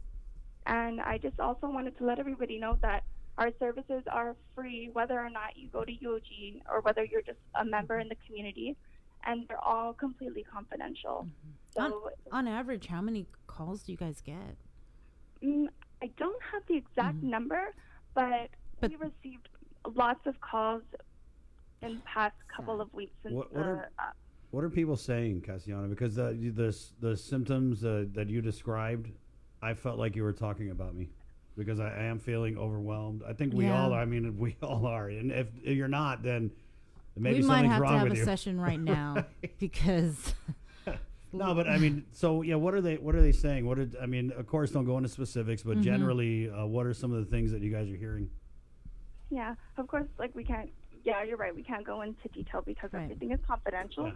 But generally, from our personal feelings and experiences, and then what we hear from members of our family or friends or people just that we're on the phone with is that it's being stuck at home. It's boring. First of all, it's very isolating to be at home for so many hours at a time, and it's really scary, and it's just it's a lonely experience. And sometimes people feel like they're left alone going through all of this, and that's why we wanted to let everybody know that we're not alone in all of this. Everybody in Guam is going through this, and we're in this together, and we want to make sure that they know that and that we're available, especially when times get really rough. And it looks like it's going to get even worse. For you and for your colleagues, how are you guys coping through this? We're doing well. There are challenges with just trying to make sure that our clients are okay and trying to transition into classes. But I think what's more rewarding is just having people call us and knowing that our services are helping lots of people right now, and that if we can reach out to even one person who's going through a difficult time, that would make everything even better. Yeah, I wanted to get you on, and we just so many people out there who are. I mean, we're all waking up with this unbearable burden. This overwhelming sense of anxiety. We don't know what's going to happen. We're being told that it's only going to get worse. That we're just getting started. And so, the people like you, the people like the frontliners, we're all waking up like this. But to have to, for the lack of a better term, suck it up and go to work and be there for other people, it takes a toll, doesn't it? Yeah, for sure. And people, I'm sure we can all see that. Like, if we turn on our TV or we go on Instagram or if we go on Twitter, we see all these different kinds of strategies and tips to help us cope with that anxiety and that stress and that uncertainty. And I'm sure lots of those are excellent strategies. They're very helpful. But what we found lately in the last 3 weeks, working with people and talking with people and hearing their experiences, is that probably the best coping tool of all is just sharing those experiences and validating that and empathizing with it and agreeing with it and just telling them yeah, I felt the same way, you're not alone in that. And just we see that the stories, they're similar. People are going through similar things nowadays, and sometimes people aren't adjusting well to it, and usually sharing those stories and seeing how people are going through the same thing, it's more comforting because you don't feel as alone as you did originally. Well, Cassiana, we just really wanted to get you on to kind of get the info out there and share, what you're going through and what people out here going through. I can't thank you enough, really. Yes, no, and thank you so much for helping us, because this really helps us get the word out that our services are available and they're free for everybody. Right. Yes. Okay. Thanks a lot. Thanks a lot, Cassiana. Be safe. Thanks so much. You too. Wash your hands. You beat me to it. Okay, Cassiana. The number to call is 735-2883. That's 735-2883. They also are on Instagram. Let me just pull it up. At UOG Ipinangan. I'm not sure if I'm saying that right, but it's UOGIPINANGON. You know how to say that? Wait, where is it? UOG Ipinangan? Yeah. Yes. Ipinangan. All right. Okay. 932 nationally. I was looking at the COVID-19 ticker. Worldwide, we've reached over 1 million cases of COVID-19. Yeah, there's a bunch of, I guess, ticker. I don't know. That's what they call them. You click on there, and then it'll give you the total number of cases here. Do we want to run through the Roosevelt stuff for the people who are kind of? I feel like 9 o'clock is the new drive time. I'm an old school radio guy, and drive time traditionally is 7 o'clock to 8 o'clock. But because you guys shouldn't be driving, the new drive time is 9. So Theodore Roosevelt info, Sabrina. Okay, so 114. That's from that press conference that was held with the Acting Secretary of the Navy, Thomas Modly. 114 infective, and he said probably even hundreds more. You also heard from Mary Rhodes from the Guam Hotel and Restaurant Association. She is the president, and she actually has a lot of experience being with the Joint Information Center in the RAC. So they've been working over the last several days with the military, other Guam agencies, to plan, to strategize how they're going to quarantine these sailors that test negative into the hotels. She was talking earlier about there are about 8 hotels, I believe, that will be utilized if needed, but they're moving them 500 a day, and the number, I think the total number was around 3,000 to 3,500 sailors if needed. And, one of the big stories that came out this morning was that the captain of the Roosevelt who sounded the alarm, who wrote that emotional, was it 3-4 page letter, is going to be relieved of duty. Oh, he was relieved. Oh, he was relieved. It was announced in the press conference. I think Nestor Lecanto was watching that, and he actually sent something. I just got to find it. And we did have a comment, though. There was a comment. I know I said it earlier, but Susan had commented that he deserves a medal. Mm-hmm. So, yeah, he says the commanding officer of the USS Theodore Roosevelt, Captain Brett Crozier, again, he's the one that sounded the alarm, has been relieved of his command. The announcement was made by Acting Navy Secretary Thomas Modly, who said Crozier did not properly safeguard the memo written that he sent up the chain of command pleading for help to contain the rapid spread of COVID-19 aboard his ship. And interestingly enough, the question was asked during the media briefing at Adelup yesterday, and Rear Admiral John Manoni, he said he was doing his job. It was his moral obligation to report what was happening on the ship.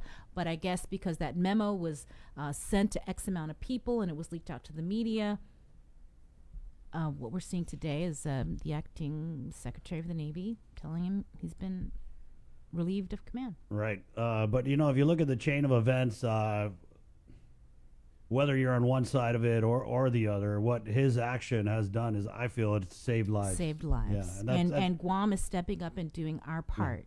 And, that's what we were talking about this last night with this issue with the Roosevelt. And there's just so many sides to it. But I liked your point of view, Bria. The way you put it is you said essentially, what is the main issue here? It's saving lives, right? Mm-hmm. I mean, you can say all day the military has this 1/3 of the island. We all know that. But what they don't have is the capability to house these sailors in a facility where they can be quarantined. And, so that's... and there's 20, and let's not forget, there's 20 sailors that are from Guam on that ship. Let's also not forget the... that shouldn't even matter, but... Yeah. I'm just saying that there are 20 sailors on board that ship. And I tell you what, if my brother was on that ship, I would be like, let him out. Right, yeah.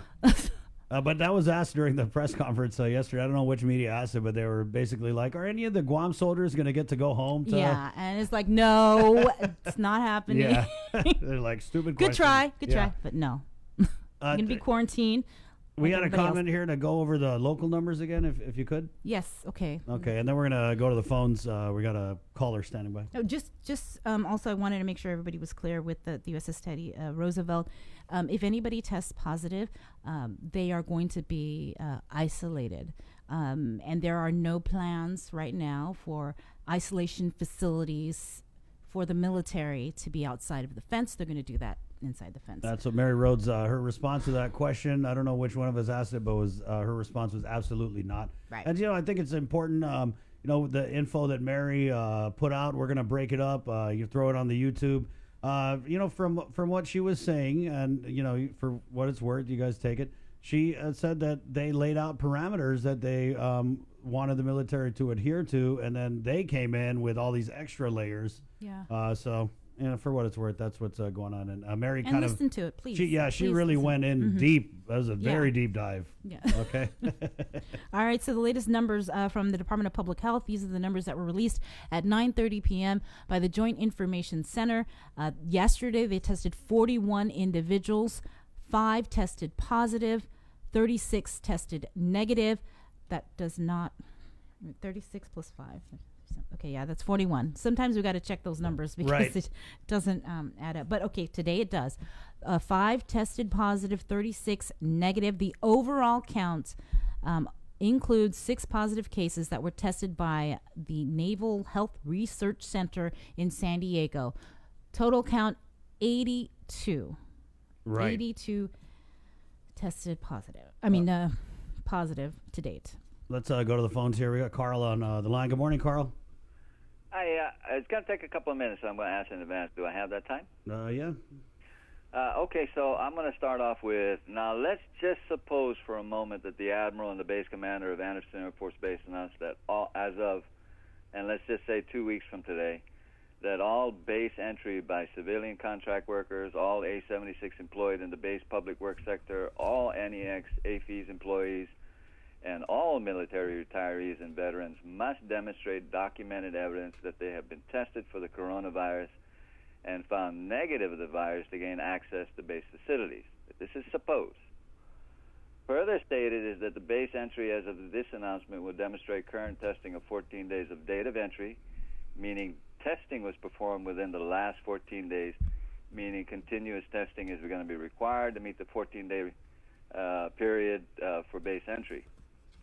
Now, let's suppose that from this action, a probable population of 5,000 to 8,000 persons have been tested and that the vast majority will be negative of the virus. Again, suppose that this rather large community begins to appreciate their efforts and expense for continuous testing, and most importantly, appreciate that they are virus-free for the moment and that they would like to stay that way. Now, let's suppose that this community begins to make aggressive requests to businesses such as maybe pay less or cost you less to perform in the same manner that states all their employees have been tested and that entry into this shopping will be required testing. Let's say 2 weeks from the date the base sets its deadline. This request basically states that the safety of the employee as well as the safety of the customer entering and shopping is being maximized. This is a cost burden and it's probable that only one person per family will test to meet these standards to go shopping, but that one person being tested will say so much. First, if negative, it implies that the entire family is as well. And hopefully not, but if found negative, they can begin to address isolation and treatment. Now, suppose businesses such as Kmart, Home Depot, Home Center begin the same practice, require that the whole community fully participate to accept the responsibilities required of this world's citizenry in this age of supervirus and see the benefit and requirement of full participation. These businesses say to us that their workforce is virus-free and sanitized and that all that enter will not contribute to the spread of the virus by all of us practicing continuous testing. Again, suppose that through this testing process, public health begins to husband its test kits and begins to build its supply and closely monitor the testing patterns of those infected and begin to identify hotspots. The government, through public health, can begin to organize a task force to aggressively address these hotspots with test kits that can give results in 1 to 2 hours at most, and from these actions begin to contain the spread of the virus. Further, if we begin voluntary testing, public health can husband its resources to assist those financially incapable of testing, such as the homeless or destitute or unemployed. This is a plus. It means more of us are being tested. This test is set up for non-symptomatic persons or persons who are basically healthy. During this process of testing, some, and I pray for a low population, will prove positive because they have been identified early, the buildup of their immune system through diet. I'm so sorry, but you kind of lost me at the first use. Can we just fast forward to the point? Yeah. Sorry? Hello? Yeah. Hello? I'm sorry, I didn't hear you. I was just saying you kind of lost me. Yeah, what's the point, sir? Sorry not to be short with you, but... Yeah, well, basically what I'm saying is that if somebody, somewhere... Let me put it this way. I'm 65 years old, I'm retired, and I'm a disabled veteran. I'm making arrangements with my doctor, to get the blood test being sampled on me. Hopefully, within 7 days, I'll have a document that says, hey, I'm virus-free, and I'm saying to the base commanders, if I enter onto your base, I am not going to be a contributor with some confidence, because it's within the last 7 days, that I'm virus-free and will not be a contributor to the spread. I think the problem with that, sir, and because the private clinics, we've addressed this with Dr. Hoa, is that if you, because he said people were wanting to come and quote get tested and get cleared to go back to work, but the problem is if you test negative and then you're running around holding up your negative test like it's something for the next 7 days, you could be running into, 20, 50, 60 people who have the virus, and you could get it. So that piece of paper. That's the point that I'm trying to make. That's the point that I'm trying to make. If we demonstrate on our part continuous testing, now it's a financial burden. Yeah. I understand that. I completely accept it. But we have got to start somewhere. Every crisis that this island has ever faced in the past has always been property damage first, infrastructure damage first. We've always been somewhat prepared as a community, and we've always been able to give the government a little bit of time to respond. Right. This is the direct opposite. It's not property that we're facing. We're talking about lives. And unfortunately, we're still operating under the condition of all past crises, and that is the assumption that there is some time to deal with it. We don't. If we as a community voluntarily start applying testing wherever and however available to us, what we are doing is giving our government that time to respond a little bit better than what they're doing now. Right. Today, I mean, let me simplify it as best as I can. 3 of our citizens have died from the virus. 3. The testing process basically implies that you have to damn near be beyond hope for that aged and infirm population. Carl, to be fair, what they have done, though, is they open up a central public health clinic, and, this is going to help alleviate some of the congestion at the other clinics, and this clinic is for people who, need to see the doctor, and they're also going to be doing testing there. So we've been following this very closely, and I totally agree with you with the voluntary testing, but the problem is, in talking to the private clinics, is that Department of Public Health and Social Services has said, yeah, private commercial testing is available, but they didn't do the legwork with the insurance companies, and also what's going to happen after people test positive. So, the clinics are like, we don't know if we get a positive, is it public health problem? So that's all, I guess, still being worked on. And so, yeah, we get that we got to do as much testing as we can, but, we don't have the number of tests, and hopefully test kits, we don't have enough. There's a shortage all across the globe. We don't even know, even the numbers that we get right now from public health. Are we still only running the tests for the limited priority groups? Right. Yeah, so we're all trying to get a handle on this. Carl, we got to run though, but I appreciate your time. Okay. Be safe. There you go. Yeah. I mean that's if you look at it worldwide, how do they flatten the curve? They drive-through testing, pop-up testing, random testing. They're doing, and we don't have the capability. Yeah. And we need people to stay home. Right. That's basically what it is. 9:48. You want to take a break? You're looking at me like well, because I got to use the phone to call the guy, so that means you got to read something. Oh. Yeah. That's why I'm looking at you. Boom. Okay. Let me read something. First, I just want to say that stress that you need to log on to our Facebook page at 1 o'clock. We are going to be streaming the governor's daily press briefing, and during this briefing we're going to hear from the governor's physician advisory group. They're going to be delivering some grim news. From what we understand, it's going to be the outlook of the war ahead of us, fighting the COVID-19 pandemic crisis. We're also going to be broadcasting it right here on I-94 FM. Also tonight, we're going to be showing this show that we've been working on called the Live Local Fridays Stay Home Edition. We've reached out to several local musicians, and they sent us some songs that they performed from their living room, from their home, that we're going to be sharing with all of you tonight, and that's at 6:30 p.m. on KUAM TV8. There's some rebroadcast times that I can't remember right now, but it is on our Instagram page that you can find the times for that. So you can watch that from your home in your living room. And, if you're listening to and watching the show and you get up and you start moving a little bit, record it and send it to us. Tag us at KUAM News. But that's just the first show we're doing. We're already working and compiling other musicians, because a lot of them are have lost their gigs because they're not performing anymore. So if you are a local musician and you'd like for us to be your outlet, send us your videos.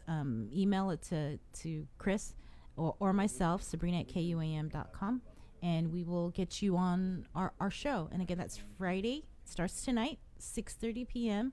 on KUAM TV 8, and I think we'll probably be live streaming it also at 6:30. Yeah. Okay, 9:49. Let's bring Whitney. You know, I saw this. There's a big move here to raise PPE supplies and also mask making. So I wanted to bring Whitney on here to close the show. Whitney, first of all, just tell us about what you guys are doing, who's doing it, and what you're asking for.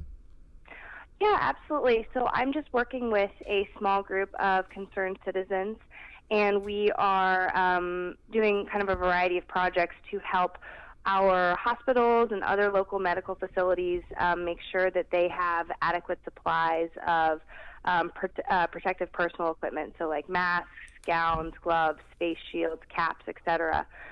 So right now we've been collecting donations of masks and gloves and delivering them to the local hospitals.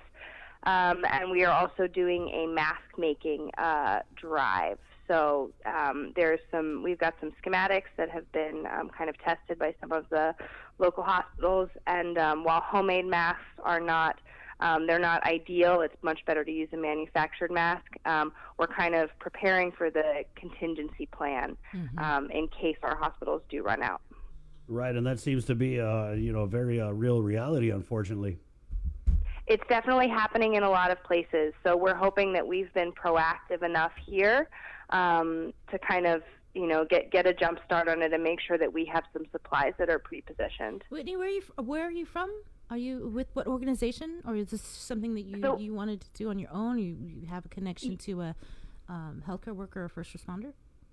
I do. I have a friend who's a nurse, and she kind of we were in it started with a WhatsApp group where a few of us started chatting about this issue, and then it kind of branched out to other people, and now there's a whole network of kind of volunteers. So it's not an official organization, but we've got a Facebook page, PPE for Guam. Nice. And that's mostly for the mask making, but we're still accepting donations. We've also started there's also a GoFundMe to raise money to purchase supplies to make PPE if people don't have it to donate. And that's one thing we've been finding is most people don't. Before this happened, most people didn't have these kind of materials in their homes. So I'm curious who does have it and who has been donating.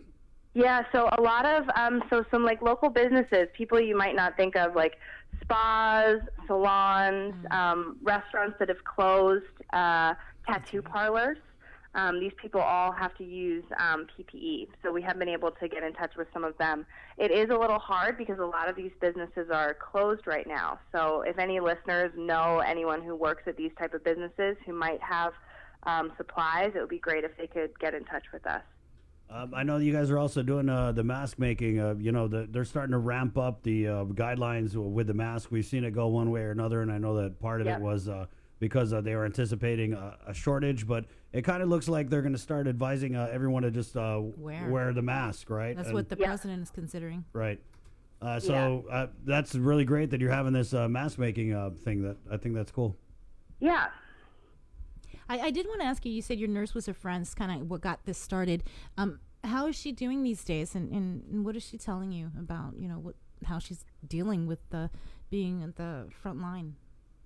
I think she's tired, but I think she's pushing forward, and something that I've heard from her and the other medical workers that I know is that there's just incredible dedication by our healthcare workers who are really working around the clock to take care of people and make sure that this is managed as best as possible.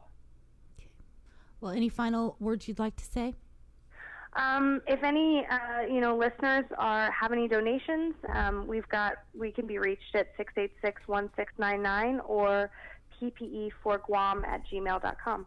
Thank you so much, Whitney. And Thanks, Whitney. You got my number. You just call us anytime you want to update, or if you're going to start, asking about different donations or anything, just let us know, okay? Great. Thank you Okay. so much. Thank you so Take much. care. Have a great Be day. safe. All right.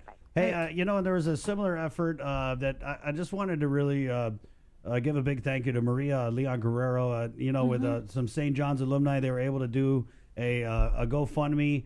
The info here, they raised over $9,000. Wow. They were able to purchase a significant amount of PPEs for the hospital, to include face shields, surgical masks, N95 masks, and hand sanitizer. She also writes she understands that the hospital's pending supply orders will be filled in the next couple of days. Wow, that's just crazy to see people doing what they need to do, stepping up. And really, we're just at the beginning of this, as we've heard from Dr. Cabrera. So your donations are desperately needed now, so that we can, build our arsenal of supplies that we're going to need for what's coming ahead. So please, if you can, for Whitney's number, it's 686-1699, 686-1699. I'm not sure what the GoFundMe account name is for Maria, but hopefully we can get her on. They've done that. It's done. It's wrapped It's up. done, She they're closed done? it. So Well, we can still get her on the air, right, of course, next week. Yeah. And also Catholic Social Services. Remember, they're anticipating to get hit really hard. Their food bank. They need non-perishable food items. They also have a PayPal set up on their website. If you're a cash only kind of guy, you can do an envelope drop off. They're asking that you spray it with some alcohol or whatever you got to do. The number there, 635-1442. Again, about 3 hours from now, a big presentation that's going to happen during the governor's daily press briefing on COVID-19. Bree, again, what we've been able to glean from a variety of sources is that this presentation is going to be stark. It's going to be grim. It's going to be real. And it's going to be an honest look at what we are facing and what we all need to do. And you know what Senator Terlaye had said is that even if we flatten the curve, we're still going to see a lot of deaths on our island, and that's just something that we have to just start preparing for. And again, there's 735-2883 over at Easton Psychological Services if you need someone to talk to. They've got that up and running. Sabrina, good job today. Good job to you too. Also, 6:30 p.m. Join us. I think we're going to need some music. Right. And we watched a little bit of this show last night. It's our living room, live local Fridays. I just want to thank all the local artists.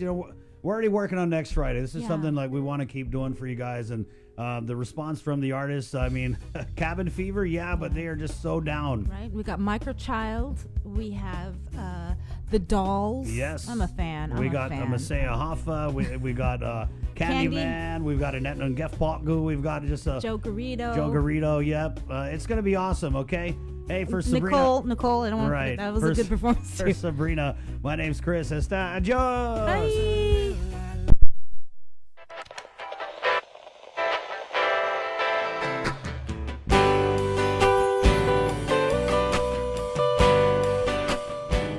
Leaning on a boat for beyond the other side of the ocean.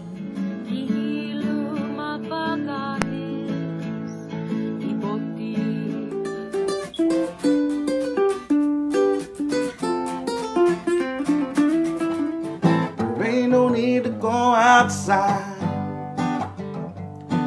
Baby, with my friends I used to play. Like it when I hear you say, there were words on my worst days. I feel young like I am running out of